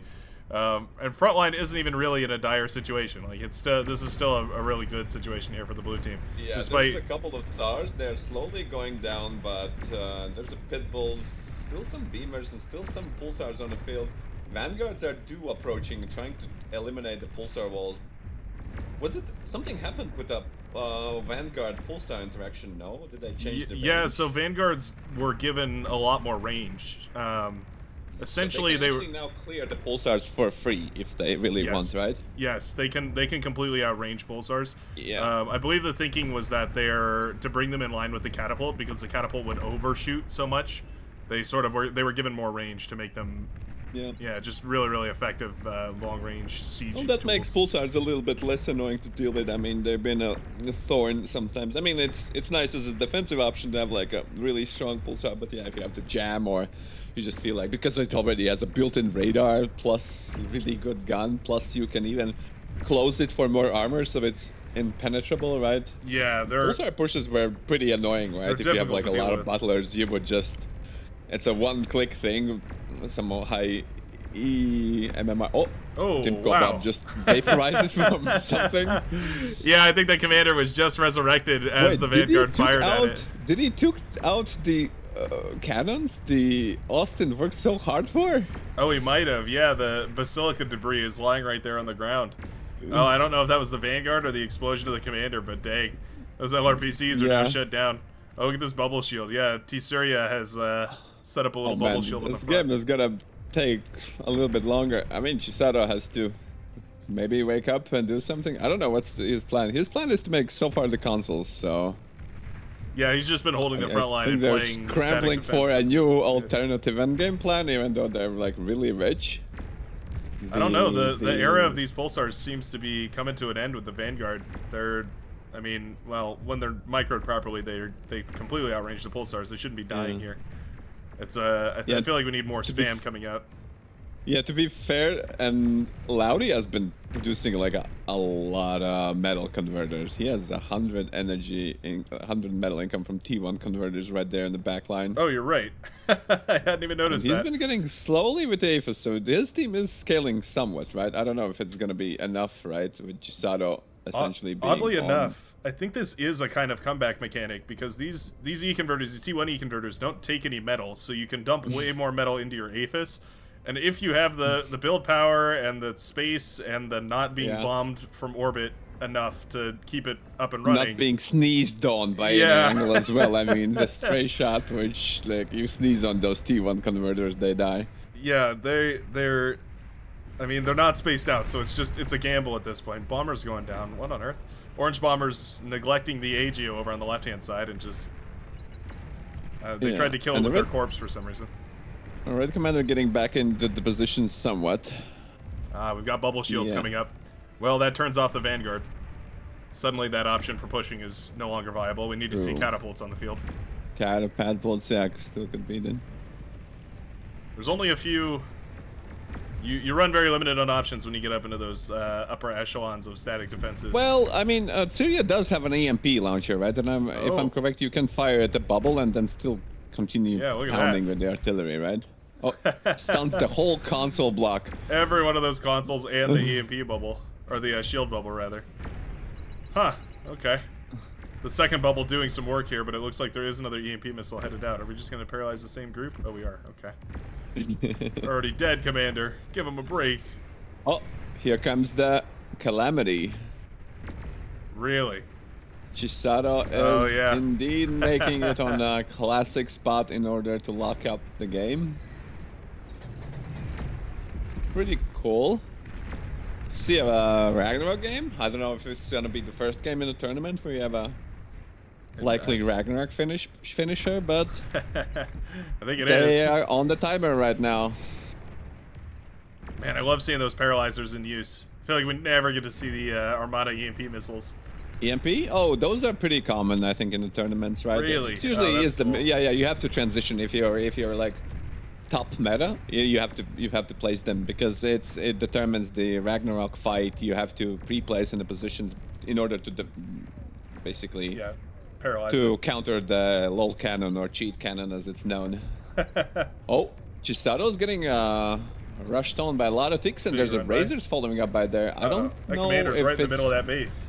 Uh-oh. It could be better, right? Because he doesn't want to lose his... Oh, he actually survived with his commander. That's insanity. Wow. How did that happen? Somehow his commander managed to survive that initial wave. I mean, he goes down eventually to the Razorbacks. EMP bombers trying their best. Bulwarks are up. Bulwark's pretty good. Yeah, there's some Jaguars as well, so I don't... like. It makes sense that it would fizzle out and good response with the EMP bombers, but... Oh, you can see the LOL cannon is getting... It was scouted and is getting actively EMP'd. Oh, yeah. So they are buying more time. That's why you need EMP missiles to consistently, you know... Yeah, shut that EMP off. the possible LOL cannon. That allows you to keep yourself in the game. And the metal income is getting closer and closer. I don't know. It's a little bit weird. I mean, they are having like 30% advantage still for the blue team, but the red team is just doing extra work, actually, you know, I think it's getting these up there. E-converters. I think it's these T1 E-converters in the back. You're just a big fan of those. You think that's making all the difference in the world. Huge fan of those 202 T1 E-converters. I mean, yeah, you were right about if you have a limited space, you would definitely want to get those. And Lowry is getting some extra AFIS now and then. Yeah, we're on 367 AFIS production here for the Pink Commander, and it looks like still trying to expand that E-converter farm, but we're running out of space options. Always the concern there with those. Hello. Hey, we decided to raid your stream because our games are over. Yeah. Yeah, we had some technical difficulties and started a little later. Yeah. And also have proceeded into a proper late game T3 slog here. So, welcome. We just saw the pro team actually get eliminated. Wow. Really? Yeah. Yes. 2-0. Dang. Yeah, Ape was really doing very well. On their time, so I'm curious to see. I actually thought the pro team was gonna go far. I even managed the prediction. So my prediction's completely ruined. I'm washed. Yeah. Oh my That's gosh. amazing. We're catching up, and I can see a line of what was that? Like 50 wasps or something. Oh yeah. Oh, Chisato closes up the bulwark. I love when commanders remember to micro those. Yeah, this thing's damn near impervious to the powers of the Vanguard at this point. Yeah, it's really, really hard to knock out the structure, which is getting automatic, like, closed manually. It takes so little damage. It's like 3% per Vanguard shot. Wow. Is this the first game? This is their first game, I do believe it's the first game. Oh my gosh. T3 in the first game is brutal. Well, I wouldn't expect anything less from APM. They've been shown always that they want to play the T2 game really fast. They want to greed on the maxes, and then they slowly but surely make some units and, you know, achieve economical dominance. But Red Team has been fighting back so violently, especially after the last time. And they have essentially stopped the LOL cannon from going up by consistently EMPing. So, oh, now it did fire a little bit. Yeah, I mean, that's EMP also like pushing into the canyon and pushing into Chisato's forward base seems to be wow. Oh, Chisato cloaked, going in for the D gun. 2 Thors within range. -2 Thors, huge. yeah. That's huge. Shuts down a bunch of EMP potential, and also, well, obviously all those lightning guns are nice. Oh, Commander does pop though.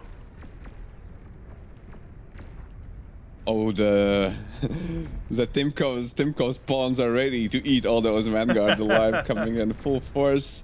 Thor is there to give a little bit of a retreat, but even Thor is getting scared of that many pawns. Yeah, it shouldn't be, I think. a swarm.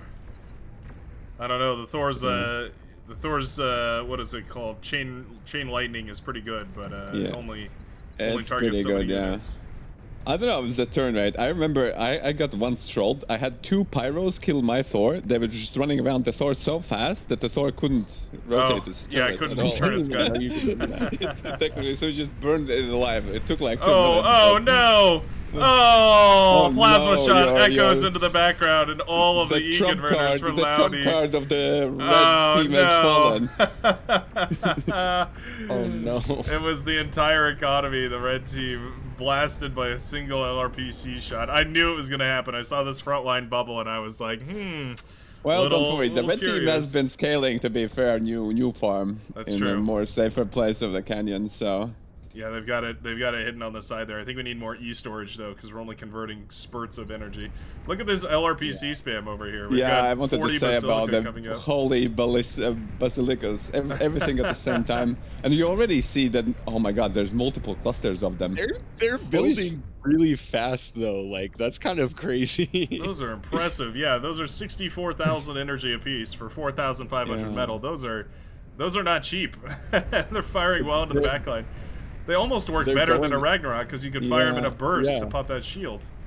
Huh. Yeah, you need to... You can target, like, different areas, too, with them. That's a cool... Well, the bubble is not play. getting deflected, to be fair. Like, it's a little slowly getting... I mean, if the converters pop, it's also not the end of the deal, but they should already divest their metal converter energy. Energy converter, metal maker, energy converters, right? Yeah, I know what you mean. It feels like there are softer targets here. It feels like those LRPCs could be firing at other things. It's so funny to see this calamity that's been set up just constantly EMP'd though. What a killer move right there. Yeah, the Austin Shivas are coming for those basilicas though. Oh yeah. The bubble isn't getting actually drained. Like, it's still 27%. I don't know if Loudy needs to like do a stop command and actually queue up everything at the same time, but it's... Well, he does have 5 bubbles at this point too. Yeah, but from the one side, it looks like he could hit at least one side. It just isn't draining as fast as the suppressive of the Ragnarok would do. Even though I think he's literally has invested the same amount of metal as in one Ragnarok. Yeah, that's 58,000 metal worth of basilica. There goes the nanos. At least one side is getting clapped. So that means there is no Juggernaut. Production has stalled a little bit, right? Yeah, he doesn't have anything in range. 12 minutes for the Juggernaut is Oh no, it looks like it'll be up in about 2 minutes, 3 minutes. Building more and more shields here. That's so funny. I think we eat I feel like the move here is to eat the Calamity at this point, no? If you know it's getting constantly paralyzed. Well, it's not gonna get played, yeah. But how do you even eat it if it's not getting produced? It's true. Like, I guess these build turrets are kind of stuck as well. Imagine reclaiming Calamity somehow. Like, you know how much BP it requires to build it, and you need the same to reclaim it, right? So, yeah, that's true. You'll be reclaiming for 15 minutes or something. It is getting unstunned for like a few seconds though, so it's able to fire off a little bit. Yeah, you have to count down the time it is. So what is it, like 40 seconds, right, or something? Yeah. So you have to go. Somebody else on the team has to count down the clock. Yeah. Hey Siri, set a timer for 40 seconds. Yeah. Oh, you need to account for travel time, right? So, or not actually. The travel is the same. I'm always impressed with the range of those EMP missiles. I always underestimate it, and I forget just how far those things can actually attack. The Juggernaut's halfway done. I don't see a way for either of these teams to break this. We do. Oh, well, there we go. We got the LRPCs now firing towards the Ragnarok. I feel like there are frontline targets, though. Like, if we just start taking out these laboratories, start popping metal extractors, we have enough that we could probably single target down metal extractors in a single burst or two. Oh, it's back up and firing. Yeah, for sure. For sure. And down it goes again. I've seen Chisato recently has been playing with wasps so much and dragons, like specifically like Cortex T2 Air. It's kind of I think they're like getting to see their heyday, I guess. That's cool. Wasps are kind of a great tool, like an all-around kind of a tool. They're just they do a great like, they're good at everything, but they're not perfect at anything. Yeah, exactly. And they're like surprisingly tanky though. For that's air true. Unit. Including them in an air battle, and then the enemy fighters start shooting at them and wasting their shots, and you get a beautiful trade out of that. Yeah, we just saw Yanami do that. He had his wasp forward, and then he just like cleared out all of the fighters with his own fighters without losing like any. That's pretty good. You know that the red team went. Go ahead. Sorry. I was just gonna say the red team is like kind of looking like they're on their back foot, but they're pushing back a little bit. The entire canyon side had fallen at one point, and they have recovered stupendously. Yeah. I expected that to be a much more devastating blow, but they actually managed to take advantage of metal the free space. And energy income is even, which is quite a big deal, to be fair. I mean, they've not been trading that well, and you can see on army value, the red team is even up in army value, so depending how like Loudy scales or Willy scale, or they're trying to kill, or what's happening, this might go good. But yeah, the Juggernaut is a good pick now, right? The Juggernaut is the ultimate long-term value generator. Yeah. If you go over like, okay, your Marauder Rush didn't work like in a game, Juggernaut is just, it will always keep its value unless you like send it to self-D.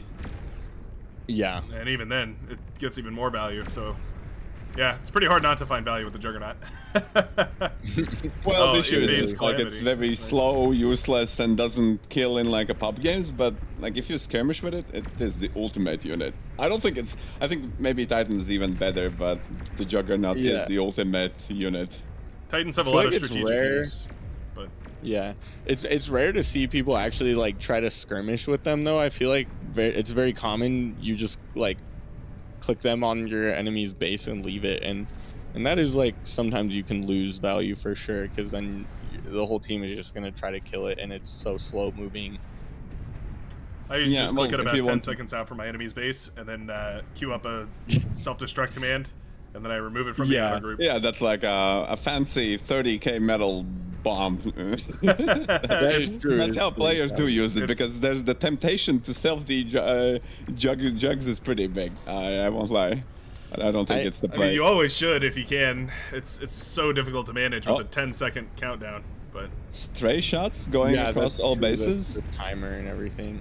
So the red team doesn't have like, they have one anti-nuke available, but they really are not covered by anti-nuke so far.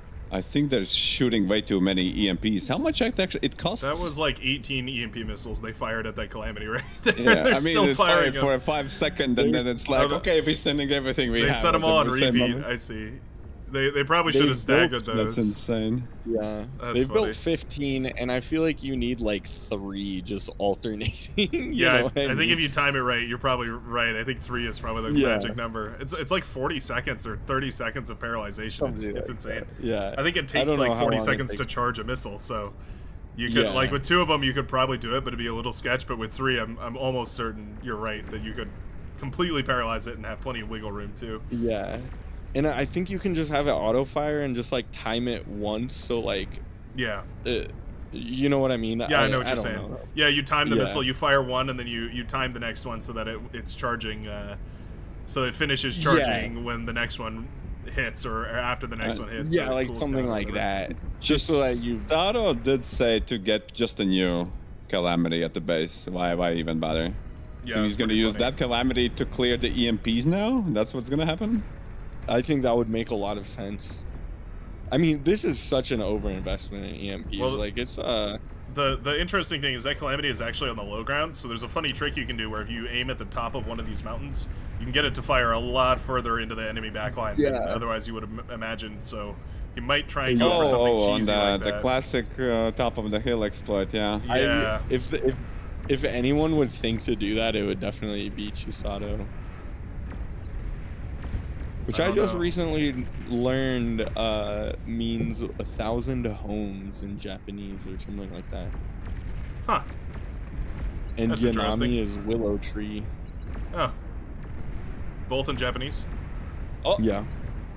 That's funny. the energy converters get popped off, and the metal income now drastically goes in the favor of red team.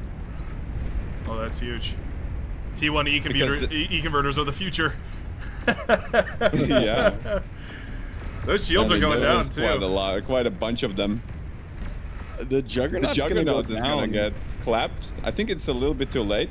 No, Yeah. No, Stop, but it'll cancel. do the nuke damage. Although the I mean, the Thors don't care. Yeah, what is that, 8% or something? 15% Yeah, on the a Thors Thor? They don't care at all. They'll take that hit and 4 more of them without even really shrugging. Does this mean we're gonna see the APM get pushed back? Well, I don't know what was the actual rules, but you know, there's like the biggest upset kind of prize for something. You know, if that's. I think. Oh yeah. You're right. So maybe it goes to Apes versus Pro. I don't know. That, to be fair, Works need to clarify with the Go himself. But this is If- looking like an upset, definitely, if they do manage Yeah, to win. if they can eliminate APM, like this probably takes the cake. But for now, I would Yeah. probably say that Ape versus Pro was certainly a big upset. Yeah, but that was the most closest game we had today as well. if you Yeah, think about it. that is true, It yeah. was upset technically, but is it? Oh, our Daphus is... No, it's not going through. The one bubble is really low on 5 HP. Thors are getting close, though. EMP missile is fired away. That's what he was Yeah. trying to use them for. He's taking down those bubbles with the EMP. All right, the bubbles. For the viewers Wait, at so home, the the Thor has a built-in EMP missile when you hit D. Yeah. But actually, the Wasps clean him up. Or no, I guess he D-gun too. But Wasps are just Well, good. it's like there's still vanguards and pawns. It's not like the pushes doesn't look like stopping. I mean, there's no more Thors. That's correct. There's also a hero sneaking Yeah. in on the right-hand side.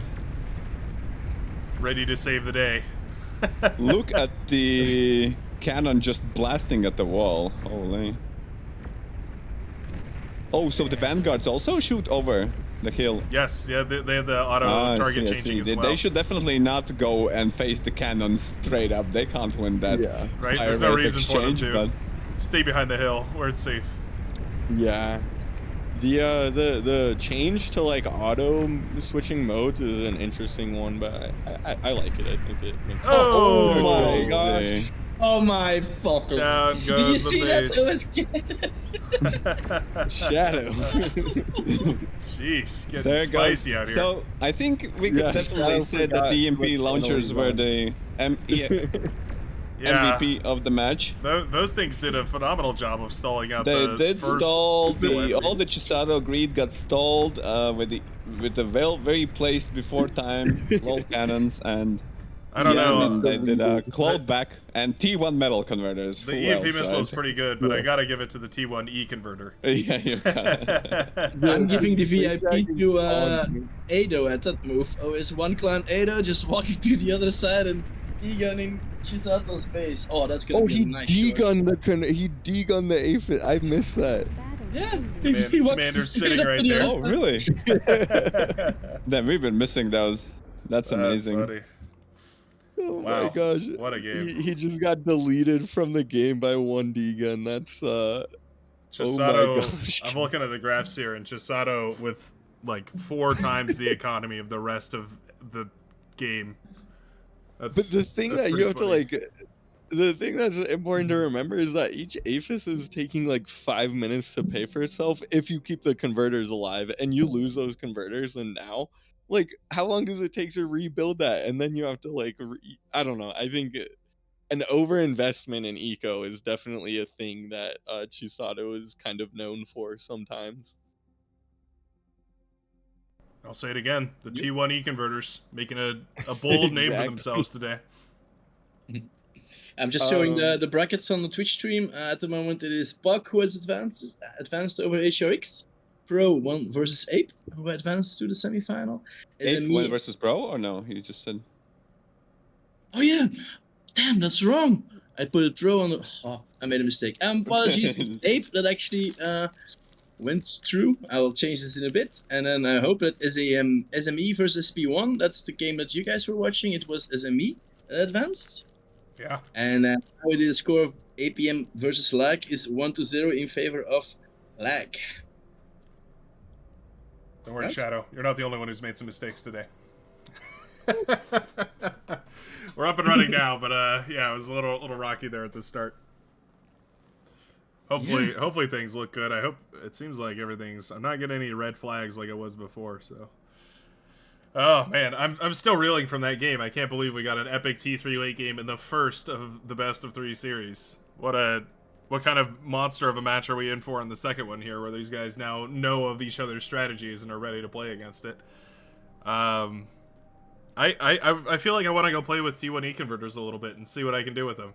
I'm having a mental revolution in my mind right now, thinking about the math, because it's what, 360 something metal to build a T2E converter, and you have to build about 4 to 5 of them per advanced fusion reactor.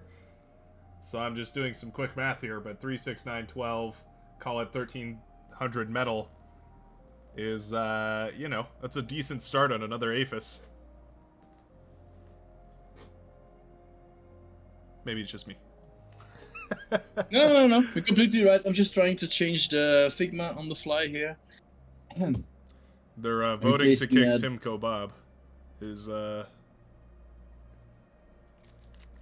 Something's going on in the lobby. Yeah, Well, he they're shouldn't trying be to in there, reduce the actually. players. They should figure out who's playing. Yeah, but Tim Kobab is in the spectator. I hope he wasn't in the spectators with the last game, because that's a bit of a No, he violation. He was a player. Yeah, Ah, okay. everything's good. All right. So at the moment, I think it should be correct. Let me export it. Oh, I see. They're subbing Timko Bob, but they're saying he can't stay in the lobby as a spectator. That makes sense. Yep. No spec cheating, please. Unless you can do it from 5 minutes behind. Then I guess we endorse it. So this should be correct. Pog advances. Ape has advances. Yeah. SME advances, and the score for APM versus Lag is at the moment 1-0. Also, quite surprisingly for Lag and not for APM. Yeah. That's that game was definitely an upset. I had all my chips stacked on Chisato and crew going into that one, and I'm not gonna go gambling anytime soon. That's all I'll say. Well, yeah, he put all his eggs in Calamity, and it got scouted and EMP'd. That just was like 70k stall right there. Yeah, and you were so right about the having no way to do anything with it. Like, Yeah, you yeah. can't reclaim it. There's no. I mean, I guess you can get There's 500 nothing. air cons out and go pull it apart, but then you're dumping 20,000 metal into constructors just to pull apart the 60,000 metal in, And in funny static part is defenses. they doubled down on the second calamity, right? So yeah, I mean, there was maybe something they could do. I mean, he could actually run more Andre to the canyon. I think that would, like, if you had like fast units like Marauders or Razorbacks going full there down on the bottom, I think they wouldn't stop it. But Yeah, that choose a T3 different transition approach to felt still really hold. late. It seemed like it got Shiva on the field way later into that game than they really should have been. Yeah, and allowing Basilicus to be on the front line. Yeah, it was an interesting match. They probably How weren't many did they expecting the make? 20 Basilicas. Yeah. Like 7 on one hill and 3 or 4 on the other one. Yeah. And More. then Well, I think it was 10 or 11. It was 58k metal total. So at the 5k a pop, it was more than 11. I think at least 11. Yeah. It's crazy. I You like. would think that 6 Basilics are more powerful than a Calamity or than a Ragnarok. How many Basilics do you have to build? How many of those things do you have to build before it's even more powerful than a I don't than a know. Ragnarok? They were punching those shields pretty hard. I don't know if, if a big burst of fire does better against the shields than the sustained like draining that a lull cannon would. But it seems like intuitively, it seems like they would have more punching power, like more burst You power. cannot I guess. have. Yep. But if you can, on the same metal, it doesn't make sense to make Basilica better, because, I mean, maybe, I don't know, maybe it has a little bit less range, but They're it both would feel T2 at the awkward, end of right? the day. If you can scale slowly, it would be like making I don't know, making a solid's better than Aphos per metal cost, right? It would be a little bit weird. That's true. Yeah, it wouldn't make sense. But and they also got through in the beginning, right? So because a part of the blue base on the left side is Yes, that's right. Zato's base was blown up by those before they pushed in with those Thors and the hero Deegan by Odo. Yeah, I think it was his build power. I think it was a big chunk of build power went down, and he had built all that in order to build more shields for the base. So once that went down, the plan kind of went out the window. It seems like. Yeah, it was just 1 or 2 more shields on the left side of his base, and maybe that could have been a difference for Chisato.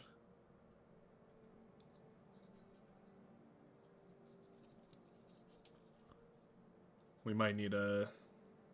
Oh, I guess we're not bossed in this lobby either. Never mind. Now, Do you think we'll see another game on glitters? That's a good one. That took me a second to process. need to I was go. like, maybe? Wait. I wonder if will we see any games on glitters played left to right rather than north versus south? Oh yeah, was there any rule made about that? I think that should be fair, right? It's still the same map, but you just choose, you get a map pick, but it's just you just pick left to right or up or down. The whole pick ban is just glitters vertical or glitters horizontal. I know I've played it a couple of times, and it's pretty funny because obviously the people who spawn at the northern and southernmost sides, where the actual spawns on a regular configuration of that map are, they have 4 times the economy of the people fighting in the middle. So you'll have like 2 T2 rushes independently of a ridiculous like poor T1 battle going on in the middle. In the middle. Yeah. It's a funny, like, it ends up being a really funny kind of back and forth. Anywho, loading into the second game now. Slowly but surely pulling our players in here. It looks like we have Yanami spawning in a slightly different spot this time. Yeah, taking a with some center stage approach. Oh look, they're doing their Lucy's strategy. Really, I wonder where their team captain is. Look at the power of love. Who's the APM team captain? Shadi. Either Shadi Oh, or was he banned? Zhao. From where? From the Twitch? Where is Shadi? Oh, he's in gym. I mean, he's just cheering his team from down under, I think. Oh. Probably letting Spooder play it, and they put in Nezza this time, so, yeah. He has been unbanned from the Twitch channel, so he can watch if he wants to. True. I kind of apprehended a few people about that. He said two Oh lines yeah, of yeah, text that and makes got sense. banned. I It's think like, what did he say? Like the team games are boring or something else like that. Yeah. That's obviously It's a like, lump what? sum. Yeah. It was quite funny at the moment, but yeah, he was insta banned pretty much an hour later. I think insta unbanned. mean- Oh, Shoddy getting insta banned is always funny though. Well, yeah. Well, it might be funny, but for these guys, bar is a lot, and watching bar is also a lot. And if you're gonna be banning people, you ban people for an actual offense. For example, being Yeah, very negative about the game or promoting another game or something like that. But just giving your opinion on the game is not a reason to ban anybody. I don't No. still don't know who exactly did it, but I will find out. I would find you and Yeah. Shoddy's biggest And then you stop. get banned. Zhao says I'm making 200 aphis this time instead of 200 ticks. It's a solid plan. Mm. You might have enough economy, but maybe want to throw in a few more just in I think case. he threw some shade on Chisato last time. Oh, like he said, like, oh, Chisato having all the fun while he had to like slave away making ticks. The Yeah, it was Chisato was making Resbots the whole making. game. Chisato was making aphis by the time he was struggling with the ticks. I don't know, wanna man. See dragons, man. We didn't That's see like geothermals. I just Dragons are cool. It'd be. What it'd is be very fun to see 'em. noticeable about what is very noticeable, I think, about all of the games is such a love for the Armada side. We've seen Yeah. Armada's Cortex good. usually only being used for the air spots, and pretty much Armada on pretty much any other spot. It's quite surprising to me. Yeah, that's a good point. Although APM, the only Cortex commander. It's Gucci. No, Oh, and Austin. Austin likes, but he sometimes gets the cons as well. It's usually who gets. You need one core con, anyways, to get the air up, right? Because air is a must-have to be core, and rest Armada is really good. It has really good tanks. It expands really fast. Ticks are amazing, right? So Wind turbines. wind is Yeah. really good as well if you want to scale your energy for the team. There's no way not going core and making windmills. They just objectively worse, right? Also, a very weird starting position for Neza. He built that first mech there in the middle, built 3 solars, and only then moved for the other 3 mechs. I guess he's. I think he's gonna slow walk to build all the mexes like last time. The team code did. Yeah, it was kind of an interesting play, but it That was seems kind of made slow. sense. Going for an early E It's converter. just build converting them. I think Nazah is on the same page. Going for an early E converter. Starting strong. Well, not miss a single metal, right? The overflow not good. I mean, the wind is extremely high. That's why Well, slapping it down adds a little bit of one metal income. And mexes, aside from a very few in the middle of the map here, the mexes on all the glitters aren't actually worth all too much. 1.8 is, I mean, that's 2 E converters worth of conversion, right? So basically, if you have 2 E converters going, it's a bonus mex, and that's not a crazy advantage in and of itself. But over time, that adds up pretty quick. Yeah, I would still argue that it's better to get energy storage and store that energy when you actually need it. That's true. how people like it. I mean, maybe if it's an overflow and it's getting wasted, maybe, but Probably you some see balance Neza in between is the best. actually getting the storage right now, so I think. Can I ask you guys a question? Sure. I recently found out that when you let a building decay, that you get back the metal. You do. I didn't I learned know that that. too Yeah. recently. Yeah, I was so surprised. For the longest time, I've been telling people. I you believed can. it myself. Same. You lose the metal, and There apparently is not. something issue with the damage. So, thanks. So if you decay a building and it took damage, the HP is lower, which means it goes to void some parts of the metal if it had a damage on it. I remember you can void some of the metal, but if you just build it and it decays, you get full metal back. Wow. You I only had lose no the idea. energy and the BP invested, not the metal. That was quite interesting for me. Yeah. That is super interesting. Imagine Nami having a going to weapon front that this time. turns the ready-made building into a build frame. It's just like a super weapon. It just hits your building and it turns into build frame and then slowly decays. You mean like you If like you look, start deconstructing something? There's already 6 con turrets between both Kuchi and Yanami, within like range of each other to focus on a lab. If Yeah, they That's a decide good to. point. Austin has been extremely greedy and still going forward. He just literally got gifted a command, like a 1 con. No, he did start a con. Oh, he made a lab when he moved out. with already pre-made Armada T-Con, so his build is really clean. Love to see that. And Spooder and Neza has been capturing those mechs really kind of fast with, well, how fast you can walk with the commander. But I think you missed it, but Chisato built a lab and 3 con turrets and then walked his commander. it sounds No like energy. a lot of BP. Yeah. And now he's scaling insane wind farms. I love the wind farms. Especially Awesome. when wind has been just cranking all game. On 16, yeah, it hasn't gone down a single second. Chisato not We paying see attention Austin for a doing second a pretty good pressure with incisors. He tried to go in Ado's position, but Ado had a commander ready. So Austin will be still looking, and they're really looking with both the ticks and incisors, trying to find a gap. And with just the rocket bots in the middle, that gap is quite vulnerable. We have to see any ready to go shurikens. I mean, if the ticks find a hole, they will run in and they will eat all the mexes, right? They just don't see that little part. Yeah, easier to say from the scouting He was booth. already up. Oh my gosh. Oh wow, yeah, that's a quick T2. That must have come Without up a- like 4 minutes, about 4 minutes or something. T2 con is out at And- 5. and Not even a Sheesh. commander sacrifice or anything, just raw We economy. see in 5 minutes. We saw, I think, in the first game, Smile versus that. Saw Boom Geo get finished at 7 minutes and 10 seconds. That's the current record I've seen. Even the APM team didn't build that fast. Well, the So, APM team uh, didn't seem to care about And the they Geo they at had the all. T2 lab positioned next to the Boom Geo, if I That's recall true. correctly. Yeah, they But I mean, started you it can there and see probably that get it outward. difference. Like the other team is needing to sacrifice a commander to even afford T2 when they already have T2 up. Well, that's on, because the Frowning other- Jane, their tank commander, is producing units. Oh, they're all Nazah going is- Nazah is just eco right now. He's just built wind turbines, E-converters, and metal extractors. Yeah.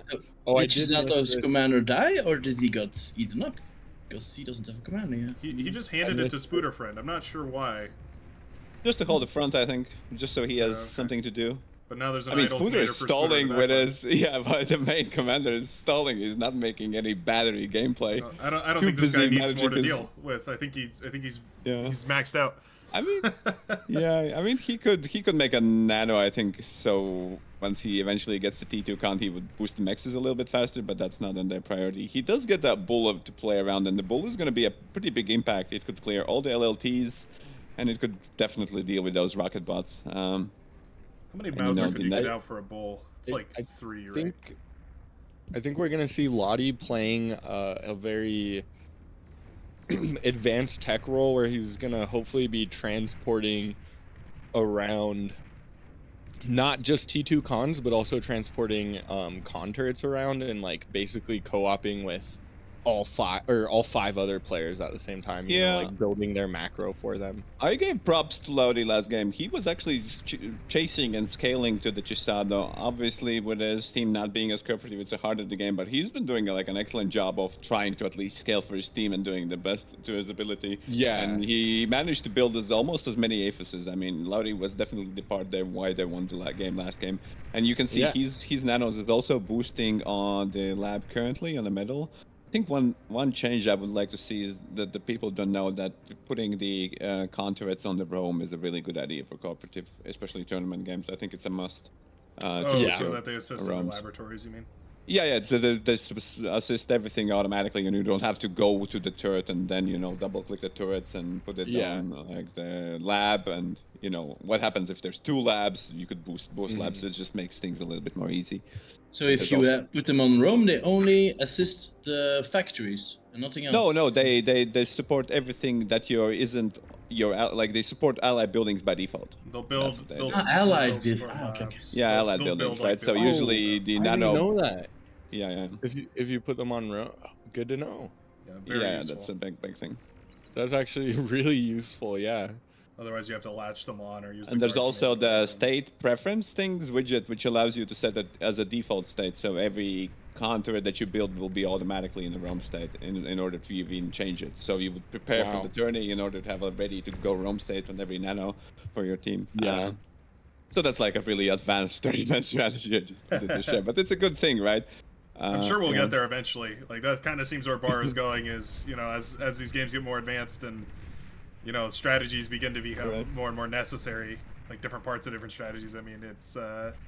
I'm sure we'll start to see widgets like Well, that incorporated. That's just removing friction for having a cooperative game. I wouldn't call it like a strategy, Right, but yeah, it's a friction. What we Ooh. talked before. I want to point out a beautiful scout right here from Frowning Jane. Did a great job getting a tan scout plane directly into the backline. Gets a perfect scout of the entirety of it. And Wow. wait, this means that actually the blue team doesn't have air and doesn't have AA. I mean, they have a little bit, but Neza's switching to it now.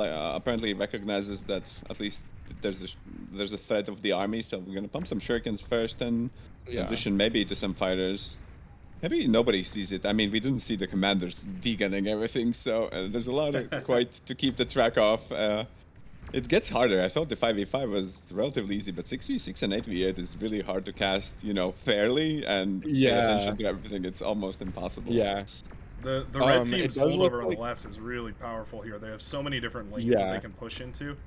It's causing a huge Look at issue this for Zhao. cheese units, by the way, as well. We have like some gremlins. I don't know if they're gonna be used for scouting or running around later on. Right, I just a hope we quick question. see Do you some Kremlin play. have the red team on the top or the blue team on the top? I have the Yeah. blue team on the top. Yeah. Ah, okay, I'll Same. switch. I'll turn it around. I've got blue on north. All right. Boom Geo starting slowly again for the red team. I think Smile still keeps the record on the fastest Boom Geo. I don't know, maybe on a Pro versus Ape you guys paid 20 Geo timings? I mean, if we really want to compete about it, we can do that. But Well, the first game, well, Well, I with Pog stress that. I first- think, personally, I think it's very important. But I mean, Zhao team hasn't, for example, they just now maybe slowly floating over. But they've been loving really early fusions next to the lab, so they're just playing with the central lab and just paying 3,000 metal. What's that? That's like a chump change for them. So they just blast fusion right there at the base. It's funny I because wonder- they have a metal produce advantage, but literally like all of it is in that fusion. Yeah. Yeah. and that is 10 starlights advancing on the red team. yeah, those poor T1 defenses don't stand a chance. Do we see those pinpointers like we did before? I was so gonna thrilled be- to see pinpointers. Those virtually never make well. a change. Oh, I think Pinpointers really are underappreciated, aren't they? we've got a sneaky beaky going on over on the left-hand side. yeah. The blue team unawares of a couple of stealthy gremlins. Oh yeah, he's getting beamed. The tank destroyer is gonna get probably tickled to death. And now the second car, maybe even. That Two guy's cons also going not down paying with- attention. Ning Jane. The Oh. red team going down to 3 commanders, it looks like. Yeah. That's just like that's a streak almost. I would say. Triple Syria is getting kill. wisened up and maybe actually will cloak before enemies too close. But I mean, those sticks are really But- close to him. But what about the gremlins? Like, what are they gonna do? I think they're looking for the enemy team's Oh, yeah, I'm T1 looking, e-converter yeah. stack. But they, the blue team, The hello winning team, hasn't figured that strategy. tech out yet. I love it. Starlights are so brutal. Yeah, they're hard to counter.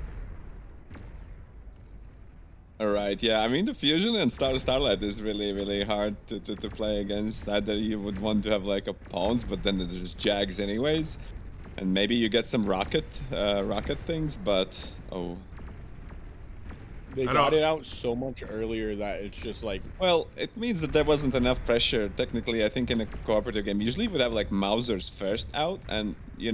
then they would skirmish front, and then the Starlights to defend isn't as great, right? Because you Well- can't build the fusions. But since they got the fusions out so early and wasn't contested enough, they could just able to directly take the Starlights, which is The pretty. tick pretty spam hard. right here making the difference. Yeah, I wanted to say the Adu is doing his best with like a tick spam, and it's getting annoying. But Starlights are The kinda gremlins tanky, you are know? being used. Do Oh, they get oh, any let's see. damage done? Oh, they're just getting eaten. Okay, some build power. oh, no. Citizens arrest. They could have at least like tried to get the con turrets or something. Yeah, Well, they he killed tried, like 2 but of the them. Chisato is paying too much attention, and they get. I think they get also lost a little bit in the wind turbine, like thing there. I mean, Can't Chisato's Starlight just push now? looking at his base right now. Like, He Well, doesn't have any units out. the team said he couldn't have any more fun, so apparently he's been delegated to just. All right, go Well, build he's those getting fusion all the tech reactors. now, Stop complaining. so he's gonna get the tracer, anti-nuke, and then the pinpointers, I would assume. I hope so. If you're gonna go for mass starlight, you probably want to spend the extra metal on building those metal and energy on building those pinpointers. It's worth every shot being 100% accurate when you're firing a beam of light. Yeah, that costs a fusion's worth of energy. Yeah, there's no inaccuracy in the weapon like there is with projectile plasma weapons, condensed matter weapons as I call them. I've been trying to write the bar for lore by just suggesting things forever. That's the way to do it. Just start saying things until somebody catches on. Yeah, if you say it enough, it becomes reality. Exactly. But the yeah. red team has such a big starlight ball of their own now, like, and they have spy bots out. Yeah, those spy bots are pretty nice. I will say the Yeah, tick they kind spam of- makes it dangerous, but I don't know. Microed nicely. Yeah. We it seems like it's about time for Juno missiles. Yeah. Looks like Syria has one. Just waiting on it to charge. Those take a lot of energy. Surprisingly large amount of energy for those to build. And on metal too. They cost what is it? 3 metal? 2.7 metal per second. And they consume like half of a fusion's worth of energy per second too. Yeah, they're very. Don't they? They cost a lot to run. It's kind of weird that they're a T1 structure almost. They sort of feel It like is they belong very in weird. T2. Maybe like T1.5. I don't know. Yeah. The Pulsar I is mean, they actually kind of are T1.5. doing a 'cause, you know, pretty good job pushing. Austin doesn't have that many troops. I mean, there's some pawns running in. There's only ticks from Austin right now. He's trying to build a second line of rattlesnakes at the back, but I mean, the Nope. Pulsars will make a short work of rattlesnakes if they manage to drive in the range. But Austin Standing is in by the front of looks his of it, rattlesnake. What blue team even has to stop this middle army right now? What Yeah, do they have? They there's- have a there's couple of nothing. bulls, a couple of starlights, but I mean, they're if you look at making the- starlights though at a very concerning pace for the red team. 'Cause yeah, they're finally chopping it up, but yeah, but they're gonna They're lose cutting it at so least the close. space for this, and yeah, I guess think it'll be they're cleaned just up, trying but to man. squeeze Oh, a down dragon. Oh, do we have one? the middle. Did you get your dragon? We have a Did dragon. your missions complete? They are dragon lovers, I think. Oh yeah. Dragons are a great unit. I think it's pretty cracked after the changes with where they shoot down the they shoot AA missiles, right? Oh yeah. Yeah. No, dragons are very strong. I mean, they cost a lot, and it sucks to lose one, but it takes a lot of AA actually to like counter a dragon, especially Yeah. when they're supported. Actually, a really good counter to Starlights. isn't it, Yeah, right? yeah, they're a really good defensive tool. Huh. That's funny. Imagine the Starlights could. They're like giraffes. I mean, they cannot put their neck up in the sky, right? So Yeah, they can retract. It's not right? looking very Yeah, good right. for the blue team. Imagine Yeah, the they've pro really got team getting a good lot in going the on. tournament and the I think they Yeah, I mean, stabilized. there To be are- fair, yeah. it looks sketchy. There's the 10k medal on their side. They have the dragon tech, and it's not going to be easy pushing into them. But I mean, Austin is right now doing everything is in his best to throw away a couple more Starlights on his own team, but will regroup and send his spawns. Oh, that Starlight survives. I like this This is dragon. a This is big a good pawn, but- defensive tool right here. I'm Yeah. worried about those fighters jumping on top Red of it. team We is did just have T2 pinging, fighters. trying to do, but it's just a bait, right? You can even build a pad, and Yeah. it's just gonna. It's just literally really good Yeah, anti-air. taking the T1 fighters at the dragon is such a mistake. Yeah, it takes like 60 of them to kill it in one shot or something like that. It's It's ridiculous. so cute. I didn't realize the dragon model literally has the Cortex Sam turret just strapped to Yeah. its back. Yeah, it's just a little mini Sam turret. That's adorable. I mean, it's a fab building. I don't know how you call it, like prefab building, right? So Wait a minute. everything. Yeah, slapped yeah, that's together. Cortex Oh, to a T. Zhao Like, we already loses got the the model. T2 Geo at the back, and 2 arbiters, I do believe. And there's a pyros running in there, so Dragon might need to fill in the gaps even there. Wait, Dragon headed over. Someone's been playing the game for a long time when they call Pyro. Wait, Fiends Pyros. Fiends. You're Yeah. calling Yeah. Fiends Pyros, right? Fiends, yeah. To be fair, it's a pretty perfect name for him. Pyros, I mean. It is, yeah.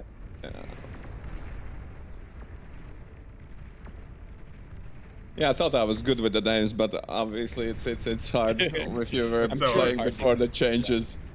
Bar Hard already to has keep so track many of all units. the Having to games. memorize 2 games worth of units, yeah, it's a, Yeah, it's a 2 lot. games worth of units.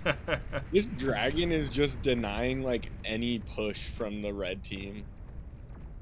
Yeah, And it's still so healthy. Like a repair pad would be nice. Do you even need one though? Like, if you have enough build power to build a dragon, I feel like just parking it in your base for a couple seconds is going to repair it pretty quick. You're able to do that, right? Like yeah. But, Yeah. So why does But the no, repair pad has like a 2,000 build power, so It's, it's like oh, having 1,000 like build it's a power. lot. It's like having 5 nanos or For maybe for even 400 more. build power, or for 400 metal, you get 400 1,000 metal, yeah. build power. So yeah, it's That's super actually efficient. insane. You just can't get a dragon without getting construction turrets up and running, I guess is what I'm trying to say. Wait, why does the T2 con, if you select the T2 con, there's the air repair pad, and then there's the air repair pad disabled? That's for water, I Does believe. anyone know why? Maybe Yeah, the that's, water. Yeah. that's the amphibious repair pad. Oh, I didn't know there was an amphibious one. Oh yeah, it's the floaty. seaplanes and all that stuff. So technically, you can repair those as well. Oh, look, and they just put an air repair pad down, and it built literally like instantly. Oh, it's only 4,400 energy too. Yeah, that is cheap. Yeah, those are way cheaper than I thought they were. For some reason, I thought those were like 1,000 metal. No, Yeah. 400. That's like 2. And And nanos also supported. yeah, I was gonna say when the dragon is on the pad, it gets repaired by the nanos too. So it's like, Yeah, I guess you get Wow. the best of both worlds. It's basically just a We free... have a second dragon and a third dragon coming out. Everybody gets a dragon. You get a dragon, and you get a dragon. Somebody should make a movie about how to train those. Kind of pivotal, but to be fair, Loudy hasn't been sleeping. He has 3 F's cooking, and that's I think even more now than the he's blue got- team has. He's got something even Oh. better than that. Oh, the good old. Oh, don't forget. I thought it was Oh like my a gosh. secret nuke or something, but I know you're on about that. who needs T2 spacing energy when converters. you can just make a single homogeneous field of T1 converters? Yeah. And it's like, I'm 191 half energy. joking, but it is so ridiculously efficient because they just cost energy and there's no... Yeah, you're not putting any metal into it. To be Yeah. fair, I mean, they do convert over the time a little bit less. You're expected to, in the long term, That's to true. make more out of T2 because the ratio isn't as perfect, right? Yeah, I think it's like a Wait, 10% it's loss not? or something. Yeah, it isn't even. If it was even, everybody would be always building the T1 because, but they are always they are thought it was short-term thing. You know, it's like modern economy. Everybody's oriented on the short-term profits, right? Because you might scale long-term profits off short-term profits. So nobody actually knows where the breakpoint is on how many T1 converters you need before going T2. That's up to you. There's actually Huh? 2 air repair pads out on the blue team. Yeah, I think the middle fight is actually getting pretty spicy. Maybe we should focus a little bit on that. It's approaching the base closer and closer. Yeah. Dragon Dragon's snipes still doing Ado excellent down. job. That's a good But snipe it right looks there. like so like blue is plowing through the middle, but yellow's getting a counter attack. Oh no, the Shuri No, shut there, it down. there though. isn't enough. Sure There can be isn't good. enough troops right there. You know what? I think you might have been completely right, Neb. I think these dragons have been fundamental. Dude, Yeah, look how quick I'm those telling repair. you, they're hard to deal with, especially with how they're being played with, where like, or how they're being used. Sorry. Yeah, just, like mobile I was defense like, is the best. Yeah, we're gonna just move on. Anyways, Yeah. the dragon is the way they're being used, which is like they're being kept alive very well, and they're just like blocking off every lane from being pushed and actually getting like some offensive damage in. Yeah, just kind of being used on the front line where AA is thin. Also, I think it falls Yeah. to the red team for not getting into T2 because it only takes about 20 T2 fighters to shoot down a dragon. Yeah, Much easier to snipe them But, once you like- get there, but they just haven't. So Yeah. far. They have the Jaguars on the field. They have their own fighters. It's not easy to chase down and kill a dragon, right? If That's it's true. not, if That's it's not absolutely true. overcommitted, right? If it's used Yeah, for especially defensive when it's operations. ported, like it's just gonna soak up all the damage if the fighters are pulled, and then blue has fighters of his own that. And are there's gonna- okay. Now we try. They're going for your dragons here. There we go. I just don't Aatrox think. getting on Oh it. no, but the fighters are lost, so I think the dragons go down. Yeah, it's, I don't think the micro is perfect, but that's one dragon down. Two, the second one's got to Trying go down fight right more. now. There we go. That's minus 10k metal. That's insane. A little Sheesh. overextended with it. And I think Blue's fighter pull, I don't know what was going on. He lost his. But own also, I fighters. mean, He it had, way also more took fighters. a line of like 7 flak turrets to deal with those, so. Man, not looking good on The the front, though. dragon- The Starlights are great, but the Jaguars are fast. And sometimes that wins. Yeah. Here they go, blasting through the metal extractors. The T2s go down. And Loads the of red AA team has trucks. had the red team has had to invest in so much AA that they really are kind of looking slim on units. They've also, I think, overinvested in advanced fusions. Wind turbines chain reacting. One of the most wonderful Oh, things to no. watch. Even the pros still build their wind turbines 3x3 without, or 3 wide without spacing them out. They just Must think be human it's- nature. yeah, I think they just enjoy watching their base like slowly chain react. Yeah, that must be it. Syria. They're trying to get to Syria, yeah. Syria's base going Is down. that the last comm? Oh my gosh, he gets away because they don't have radar. Defensive E converters giving their lives to stop the push here. Meanwhile, the T1 E converters sitting comfortably in the backline, enjoying. The, Yeah, about those T1 converters, it's 4,000. gonna be satisfying to see those blow as well. I hope they don't. It absolutely will be. A single stray plasma projectile, vanguards, bomber, whatever it may be. Yeah, that would be. You risk it all, right? Because you get this really cheap, really fast-paced early economy, but then it's also absurdly sensitive. With the front line crumbling, I'm surprised we haven't seen a resign vote called yet. Oh my god. No, don't do it. I want to see the thing chain on the back. I want to see that fact. What is with this setup right here? This is illegal. Yeah, they're going for it. They're going for it. Come on, Jack. Oh, yeah, what on earth? There's like 400 pawns How crammed many? into a... 50 pawns. That's just like getting squashed right there. I mean, this layout doesn't He look. realizes That's it one down. finally. That's 2 down. Jaguars Oh go. my gosh. We're gonna see Oh, it they're happen. going for the win condition, as Brightworks would say. Here it comes. Killing Here it the T1 comes. converters. Oh my Boom! gosh. Oh my Oh, god. it's beautiful. Their entire economy just tanked, and you can just see the balance of the bar just like shift way It in immediately the, scaled. favor. Wow, that was That's it. beautiful. Top The 10 resign most vote is satisfying called. things beyond all reason. That's GG. 1-1, right? That is one 1 to 1. apiece. That's correct. Yeah. Going for a tiebreaker. Nice. I wonder what map they're gonna pick. Battle ended. Yeah, that's I won't lie, even though I appreciate the E converters, it is so satisfying to watch those blow up. Yeah, Something row by row. something beautiful about it. They just Yeah. look at that economy. The marine economy, just sustained by those E converters, kept up for a good long while, but it just wasn't enough. There was eventually enough fusion reactors and metal extractors and whatever else was needed. Eventually meant that they were able to pull the win out. Yeah, I'm pretty Red impressed. like had some like winning pushes that they just got stopped by the dragons and other units. So Yeah, those dragons were really instrumental. There was a couple of like heavy tank pushes and some of those starlights that too seemed like they might have been able to break through or at least do a little more damage. But then, yeah, couple of blasts from flamethrowers and heavy lasers and SAM turrets later, and they're gone. it feels like Starlight should be able to aim upwards at dragons, but I guess they can. Their mobility, the range of motion on their neck maybe is too limited. Well, it's all based on style. mirrors, right? They have to focus the beam, so they can't. Oh They yeah. have to, they have to keep it going the right angle and the distance and Yeah. the perfect. So. Very interesting.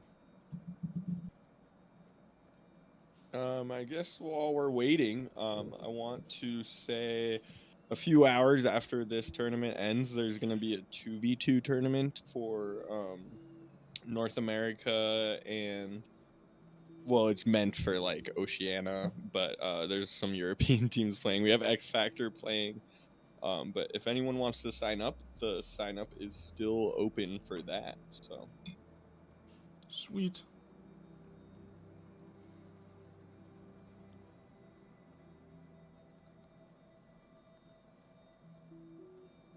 X Factor is going from playing this tournament to then playing that one like at like 3 a.m. for him or something. So I guess he just loves the game. It's All That Glitters is one of those maps that I feel like is very polarizing. I feel like there's very few people who are like, meh, it's okay. I feel like everybody either loves this map or hates this map. And yeah. I think it is the like it's like the perfect land map for AVH, and that's why it's so popular. Yeah, it's very it divides it into lanes so nicely that it's kind of it's very easy to understand at a glance. And the imbalanced sides like lead to like, you know, the yin yanging like back and forth games. No one is going to believe me, but I have a friend whose brother's coworker briefly dated Kuchi. She said that on Can you please not read that? Nope. Oh no. Never mind. Oh wait, no, that's not that bad. Yeah, but if you look at the previous things he was saying, I'm looking for the button to remove it. but I Do we can't need to find it. mute this person? I do think so, yeah, but I can't find the goddamn button on this thing. I'm logged in with the main. That's maybe. Oh, I'll take care of it. I got it. Yeah, thanks. Here, I have a good chat. I can read one instead. Without spacing, it is not bad if you have clusters separated. It's up to the players' trade-offs. Talking about T1E converters. I'll point out, you have to space them 3 apart from each other. So you have to have 3 T1E converters apart. You have to have a 3 T1E converter width separation for them not to chain react, and they will still take damage from each other at that distance. It is the thing is, it removes so much of the surface area that you can use for E converters. Suddenly you've lost, you know, a third or more of your total, I don't know, E conversion. Yeah. But then you're spacing it so much, like, who has the room for that, you know? Yeah, Although there's you not a do lot of then maps that protect do. yourself. Yeah, Well, if your base gets nuked, you might as well use it for something. that's true. Take that gap and use it to... Well, you can use it to cram full of T1E converters or cram it full of... what is it? You can cram it full of E converters, or you can cram it full of wind turbines. It's kind of the two big, like, space-taking systems.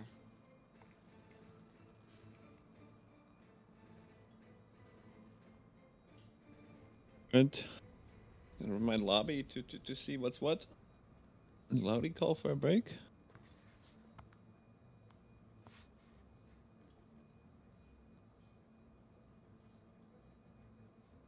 There we go. Sorry, I panicked a little and just hit the ban button, but now it's just muted. Okay, thank you. I was also looking to change it, but you already beat me to it. Nice. Looks like the next game is about to start. They're calling the start vote. This is the final game for today, ladies and gentlemen. Will be the last match. Next week, Saturday, will be the next round. So that will be the semifinals and the finals. Like Nip said, in a few hours, there's also a T2 versus 2 tournament where you can subscribe to. It's an open registration. Open registration. There you go. And also, I just put the link in the chat and I'll pin it. Okay. All right, there we go. APM versus. I want to call them leftovers. I forget the original name. Oh, and the starting positions is looking. Well, it's the very close usual to each one. other. Yeah, they did it for the third game. They're gonna drop like a couple of hearts. That's their, motto. You know how people in the team sports they hug each other. That's the ritual where they're doing there. All right. And yeah, it looks like the other team do not like any hugging. They will just get to their designated positions and will proceed with what looks like a really, really similar opener to before time. Yeah, it looks basically the same. Curious if we're gonna see that what is it? The greed strat, the OP greed strat out of Nizah, just going for mexes and wind turbines and solar panels in the backline, or if we're gonna see some unit production. Frowning Jane, tank commander on the other side, remember went into the air lab and started pumping out those units earlier. Meant that their eco was a little behind, but it meant that they had a frontline advantage and denied enough metal to make up the difference. What I would love to see is for the maybe for the red team to maybe try like some big all in. I don't know if they actually came up with a strategy against the team. I mean, they know who their opponent was, and getting to 1v1 now, it's the time to upset, right? So I don't know if they if they play normally, what's their chances? Maybe the first game inspired them, but that was like 2 calamities worth of metal just getting shut down. That's really, really big. Those things do not happen that often. And now the Shadi as a team leader has also inspired them, so I bet they will have cooked some plans to advance. I'm pretty sure APM doesn't want to throw or do really cheese right now on the last game. Yeah, definitely. And we're gonna see Austin's and Gisato's opener on the last game was really, really solid. I think it looked like just the right amount of read and co-oping, and they got build power really fast and scaled. And I think Gisato made a big wind block as well. So there we go. 4, 3, 2, 1, and there's the last game of the day. Start the secondary countdown. Yeah, I don't know what else that is. Please, devs, fix this. All right. We're kicking it off here. I think everybody's basically in the same positions here. Looks like. Just taking a look around. Yeah, Otto's over there. Dead Aphis on the left-hand side. Looks like... you can already see a big difference. Everybody on the front of the APM team managed to go triple mechs without stalling, just because Neza built a mechs and a solar immediately, and I think Shadi also went triple mechs first. So you already see almost 10 metal advantage for a couple of seconds. Mm-hmm. So that's interesting, just as the way the co-op works. Yeah, if you're sharing that energy, I guess it sort of disperses that load, and the differences between people building mechs at slightly different timings. I guess it offsets it. Yeah. And now Chisato is boosting, Chisato doesn't have energy source, so he's already giving the con to Kuchi, so it's a lot of sharing. And I think Austin also will get as much energy as he can, and he will receive his con from Chisato. Yeah, what a cool play. Finishes building the thing. So yeah, there's a lot of even, the people did some call, but there's a lot of, tweaking, and it's cool to see, teamwork in this, but... You know what I noticed they fixed recently? You can no longer do the, let's call it a tech, where you build walls on your laboratory and then self-destruct them in order to damage it and reclaim it super fast. Oh, walls? I mean, there's always been a ways to damage your building. You could have a pawn miss shoot, right? Some projectiles to reclaim. It was just funny because it was such a ridiculously easy way of doing it. And my time, I think I would do the energy converter was a good way to blast the fusion down, for example. If you wanted to reclaim the fusion for Aphis, you would just use I think 3 or 4, and then depending on the damage angle, you would get it easily done. And maybe same works for T2 Lab to reclaim it really fast. Just build an energy converter, because I'm pretty sure you can self-D that. I didn't actually know that the wall tech to self-destruct did damage significant enough to kill that. It's weird because, well, you would build them on the laboratory itself, so you'd basically build them on the bed. Yeah, so they were intersecting, and so I think that's why they did so much damage. Because, yeah, normally I don't think they really do all too much. But, yeah, it was enough with, 3 walls you could get a lab down to 20% I think they reworked everything to look kind of square, and I think the hitboxes right now are a little bit more consistent. Before that, it was all over the place as well. So there's been some, Yeah, I you're would, right. I would call it the quality of life of features. I remember you could squeeze like a radar and LLT in the Cortex racks as well. Oh, yeah. Cortex Lam. Yeah, you could put it behind it or like tucked in the Yeah. bars, and then it would have its own defense set up, Yeah. basically. I almost like that idea. Like, I wish there was a button I could hit on a Cortex Lab that would make it start building a little LLT, and then it would like wear it like a little hat. Austin again starting very strong with a lot of incisors. That's gonna deny basically all the pawns are just dead. You can already call them dead. Yeah, there's nothing they can do against those. They're not gonna find any ground. Yeah, and last time Ado was more in the position. He was already holding the choke. I don't think the Austin should still go for the choke, but you know, the tank destroyer is also not in a position. If they had a little bit more scouts, which Shadi does have with in terms of ticks, they still could look for really early, like expeditionary look at where the what happens inside. But generally, I don't expect from the XD or APM to do that. They rather just keep the army and eco as hard and fast as they could. I'm surprised these ticks haven't gone to do more damage though. Like there have definitely been big openings, and I guess they're useful defensively. Defensive tick, right? Yeah. Because if you look at it, it's just like what 4 metal. I mean, he has nothing besides the ticks, so he at least needs to get an LLT up first, and then he might it's all commit naked. the ticks. Oh, Shuriken coming in. Okay. Yeah, sure he will shut down most of the incisors. Oh, but Austin is already pre-prepared with a lasher, able to snipe the shuriken down. So It's good to see. adding a couple more lashers. Those Lashers lashers will are actually serve as pretty like good now. They're with their changed to remove their targeting and cram in a little more explosive. They're Well, they tickle a little bit little bit better. up front. I wouldn't call them like I mean, rocket bots are also pretty good units, but in cooperative gameplay, it feels like sometimes they're too slow and too not agile, so they're not able to respond. That's true. It's often very better to already put the money towards the T2, which Chisato already has, as he pumps out the first T2 con already out on the field. Those ticks do eventually find their way through, killing one of the constructors right here, slowing down the expansion. Looks Yeah, like the Paul, team captain is in the game right now, Shadi. Just wanted to mark that up. he does push in, scout a couple of lines, and I mean, he's held the position, but yeah, the Chisato's already booming on a fusion. This might be one of the fastest fusions we see. It's actually interesting that they didn't focus on getting the G up, and Yeah, they've they're gonna consistently harvest the not energy. gone for that. Does this look familiar from another tournament we had a little bit ago? Yeah. Early fusion has been a bane of things, and the only thing that kills us is really strong T1 rush. I would say it's really, really dangerous to go for the early fusion. That's why I was such a big proponent of a boom geo going up first, because I mean the savings are immense, right? That's 3,000 metal saved, and 3,000 metal could buy you what, like 30 tanks at least, 30 incisors. Yeah.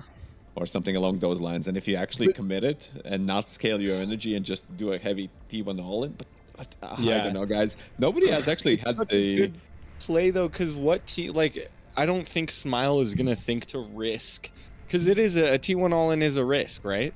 And I just feel like but if Smile you is not do gonna it, do but that, yeah, you know? but okay, but like going up against, look at the chevrons of that team, right? That team, you need to do something hard, right? You need to go for all. Yeah, you need to have some strategy, Definitely. right? You cannot just play your own game and hope that you're gonna win any tournament winners, right? So you might need to find. So playing normal just doesn't work in tournaments in general. You want to play polarizing, right? Either greed really hard or do a heavy aggression, right? Especially against a stronger opponent. At least some kind of plan. And- You can't just That's everybody improv. yeah. That's some advice I definitely need to take. It's hard not to play normal in a tournament though, because it feels like riskier, you know. Yeah, like, that's but not how you would normally you play. gotta risk it to get the biscuit or whatever. it is. Yeah, exactly. So, If you're Can I gonna just lose it point out- anyway. 5 to be minutes fair- 45 for the T2 lap up and the first lap, and I don't see any co-op from. I mean, they are playing the long T2 game. Don't get me wrong. The red team still has bulls coming out. Like early bulls on the field is really good versus T1, but they're just like trailing a little bit behind versus the greedy team, right? Because it's not about even. I think the red team would do extremely well against most of the teams. It's just the issue is they're playing the XD and they're just known for the greed. You could watch Omega Series replays on ATG and see that they're doing essentially the same thing, right? So I don't know. That's what I was just- saying. This is I what we just saw. wish in the, they do the T1 all in, and it could backfire immensely, right? Shuris could stun Yeah. them and kill them, and the game would end in 7 minutes after they failed. But you know, I still just would love to see it. Oh yeah, But don't you get me know wrong. what's- It would be cool to see.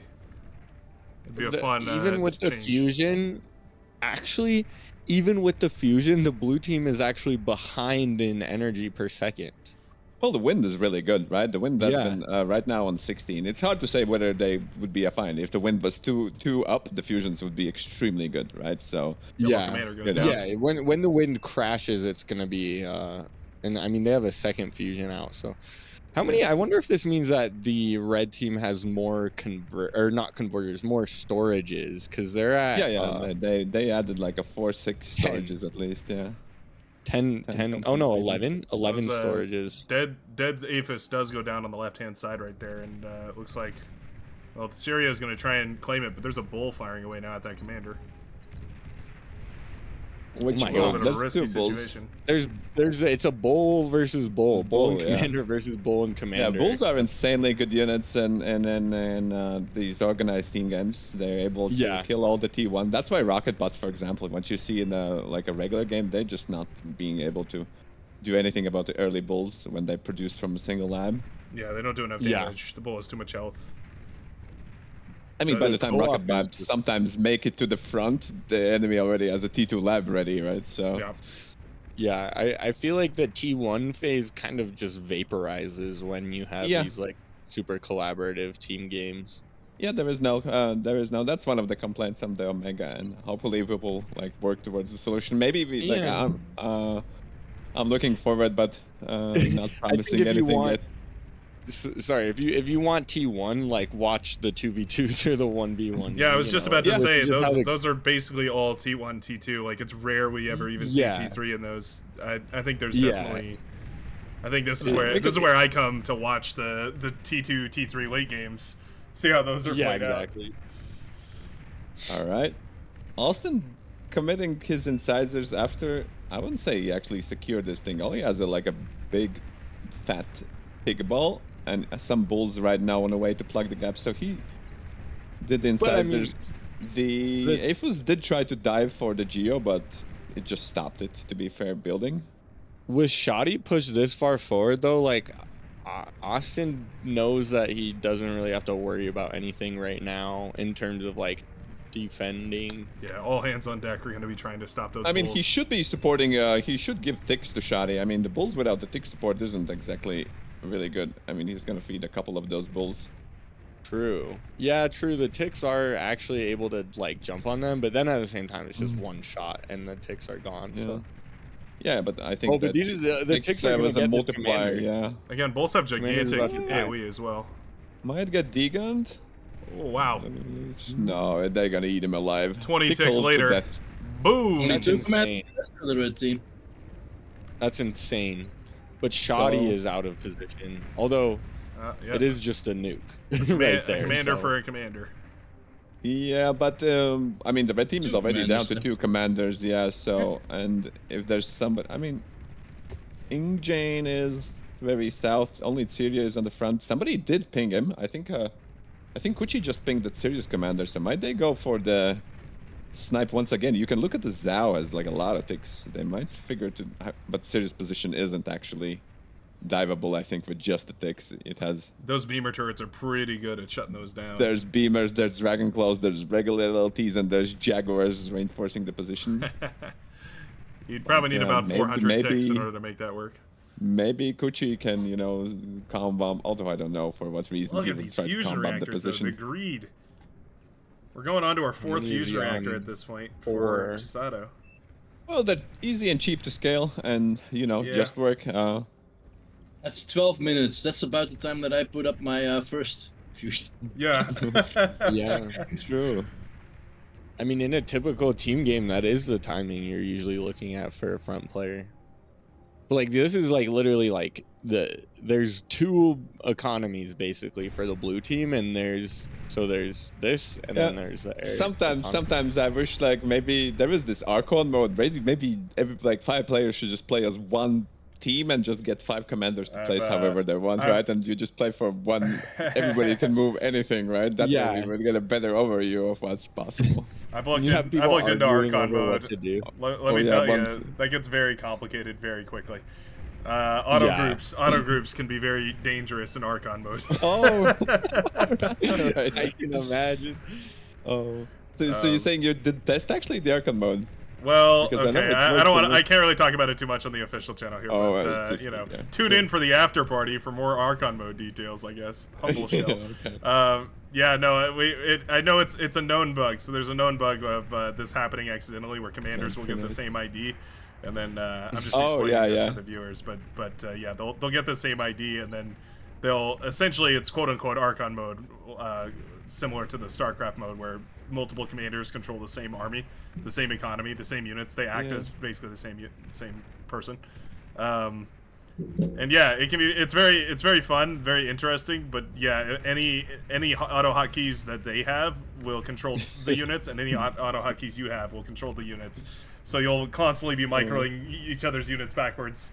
Oh, that's so annoying. Actually, it's very tricky. But if it team coordinated, like you could probably do some pretty cool stuff with that. I bet you could. Maybe Fight Night needs to be in the format of Archon, like 3v3, but 1v1 or something along those lines. We were talking about. I'll bring that. it up with TAC again. All right, but back to the game. The Syria is pushing back a little bit, but the damage has been done. Shadi's tanks actually made it towards the base and killed the T1 Geo. So it looks like, Red Team is out of that electric juice completely.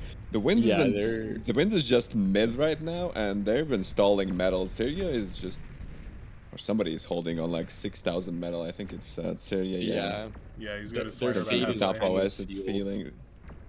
And Tank Destroyer is holding another 5k, so they're just essentially sitting on thousands and thousands of metal, not using it, and the army values. The Geo went down on the right side even, too. But we have skyhooks coming out, by the way. What? Ooh. Whoa. Zell ambassadors, again dang. loses. Wait, Yeah, it's been like a recurring theme as well. I think it happened Absolutely. last game as well. Yeah, it did. Lots of ambassadors. Man, those things hit hard. What are the skyhooks for? Are they gonna move? What are they? I would bet it's either the commanders or tremors or snarlets or something cheesy. Well, Kuchi's commander is being picked up right now. Yeah, they're gonna dive something, but what do you even dive? Shoddy, yeah. So many Shoddy and fighters in Kuchi there. are both being held in the air. Their like commanders are like in holding, ready to be. Is this a threat? Are we saying get your commanders in the battle, or I'll do it for Shoddy you? has 2 commanders. Oh my gosh. They're gonna going just on an adventure. I think the Inkjane knows that something is up, but can't tell what yet. The fighters are duking it out. Kuji is T2 on diving T1. from the other side, so that's actually 3 commanders committing for the 2 total. So they decide to gamble There's and try to find the last commander. Oh, I Fuck. see. Yeah, Skyhooks Yeah, are pretty they- tanky. The ferret, it actually doesn't kill the transports very far, and the chainsaw is there, but the chainsaw will Too finish. slow. I'm pretty convinced that the ferret is The maybe the rockets worst hit hit it? here. No, it. Oh, whoa! Those chainsaws kill those transports fast. Yeah, well, they're extremely fast, yeah. So Oh, I Shadi think gets this was one an commander to walk in the back. What happened with the Kuchi's com? Yeah, what happened with this constructor? He's built in the radar instead of. His commander is lying in ruin on the ground next to Syria. Oh, I see. So that's one So they down. traded 1 for 1, so they tried to find the Inkjane, but Inkjane is in the Inkjane's corner. hiding as far into the corner Yeah. as possible. Now 2 commanders are gonna go down. So, oh my Well- gosh, it's 1 to 2 commanders now. Yeah, well, they tried a fancy way to maybe find it off the side. Can't hurt. I mean, the Austin is still doing the grunt work in the middle, and the worst case that would happen is they took the attention away because now everybody has to scramble and look at their backline, while Austin slowly but surely are, doing the great work of Kuchi is fight moving his Starlight towards victory, like the very hard task. What's Kuchi's APM right now? Exploding actually took out this constructor unit, which was making a field of radar bots. There are still like 5 of them up right now. I think they cost quite a bit of energy to keep up, so you might Well, wanna. Not build a misclicks field happen, of yeah. radar towers and instead go for a field of windmills. Well, the Starlights either way have managed to crack the line. Yep. They're a dangerous tool. I don't know if there's a good answer here. Yeah, Well, beamer drop is somebody's trying to still do something fancy. The the beamer. Nostradamus maneuver. Kuchi doing the beamer drop. He's running away from the He's fighters. trying to find the best angle. I mean, the there we go. skyhook has like There we go. pretty good. He drops the beamer off on the high ground. It's gonna intercept the res buds right now. Maybe. It's just, Doesn't there's have no energy. energy. Oh to- no, man. Maybe it doesn't. They're see just kind of anything. messing There we go, around. he's got now. fusion. And a dragon in the back line. Yep. Oh, nice. Oh, the dragon's gonna be sealing the deal, I think, as well as like all the front and the pawns and the jaguars and the. It's just Mirrors, I think, really Starlights. struggling against the. And that's Beast it. there. The red team calls GG. So, well, yeah. There's one surrender, all surrender. So we will call this game. as Dragons are over. just so good. It's ridiculous. There's not a lot you can do against them if you're not. There's only a No. few specific tools it feels like that can take them down properly. Yeah, you need a lot of AA to deal with them. And you can't like build AA on the spot. Usually, like you have to have already had the AA. I do love watching Starlights work, though. Yeah, they're awesome. They may be weird pencil neck looking giraffe things, but pretty epic to see those blue tachyon beams. Now they just share everything to Austin. Okay. Yeah. Kuchi dropped that beamer and then asked as a gaslight thing, like, how did you get the beamer up there? GG. And they managed to Nicely take done. it. Just What the a whole game. base being here, pretty interesting. Battle ended. Yeah, that was a good demonstration of some proper teamwork. They were sharing the build power, sharing the economy. I don't know, that early eco boosting strategy seems pretty interesting. I wonder if that would work in a regular game of All That Glitters. Just to get those Probably mexes not. up a little quicker even would be kind of good, you know what I It mean? does work. It does work indeed. You're not going to get any praise for it though. Well, yeah, I mean, expecting cohesion in public games is a fool's errand, right? I mean, why didn't you make the energy for so I could get my mexes faster? Yeah, I yeah. mean, enjoy your public game. You know, it's your medal. Do whatever you want. It's a public game after all. You don't have to do co-op. I mean, it's nice if you have a friend, but you know, there's a split decision on how people feel about the co-op, and nobody should enforce to say how you need to play. No, you have to play. You chose that spot. You have to play this way.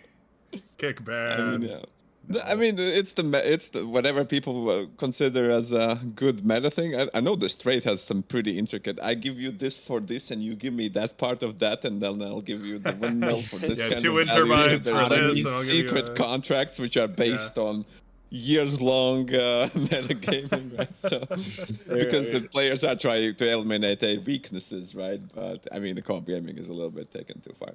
I stopped. Anyways, guys. Yeah. Yeah, that concludes our any show. I don't know if anybody has any words. I'd like to sign off slowly. I just want to tell you that you know, the next weekend we have the same semifinals, and we're gonna have the 3 matches. And I think the Shadow can comment on who's playing who, since we're now. Yes, let me show the brackets on screen. So, Bark advances over HRX. The Ape Clan took out the Pro Clan. SME advances, and also APM advanced it on the last game. So next week we're gonna have Bark versus the Ape in the semifinals, and SME versus APM in the other semifinals. This tournament will be broadcasted next week in the same format as today. I hope. We will see who is available and who is not. And yeah, maybe Brightworks want to go again next week for the. Yeah, Finals? now that I've got the technicals sorted out, I'm happy to. All right, perfect. I love to hear it. All right, so that is for next week. I would just like to also say a 2v2 is coming up in a few hours, also on the official channel. It's a fight night, and then tomorrow also a fight night. That's a 1v1, I think, tomorrow. Yep. Yeah, 1v1, another apprentice tournament. We have 18 players so far for that. The Sapphire League, like you're saying, it's a 2v2 happening in a few hours. Yeah, sign up is still open if you want to just find a partner and sign up. We need more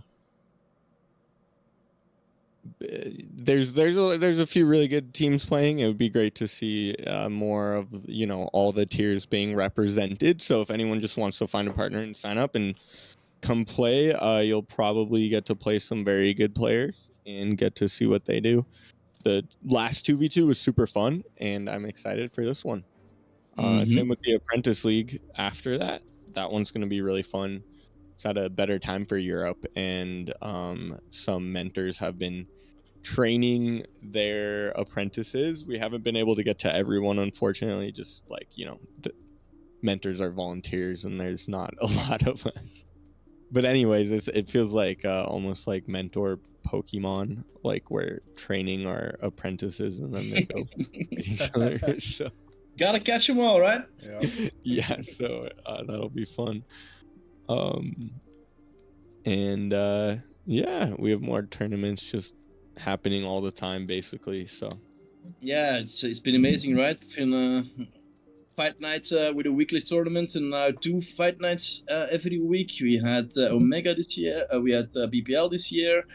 We might see any new Omega variants soon. I don't know if is Elazar still here? I'm here, yeah.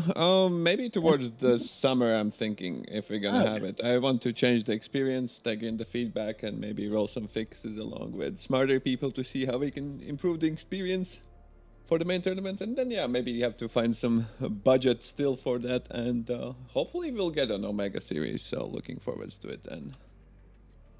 last one was awesome. Okay. So I hope Yeah, you do. yeah. Alrighty, Cool, it's a then big event.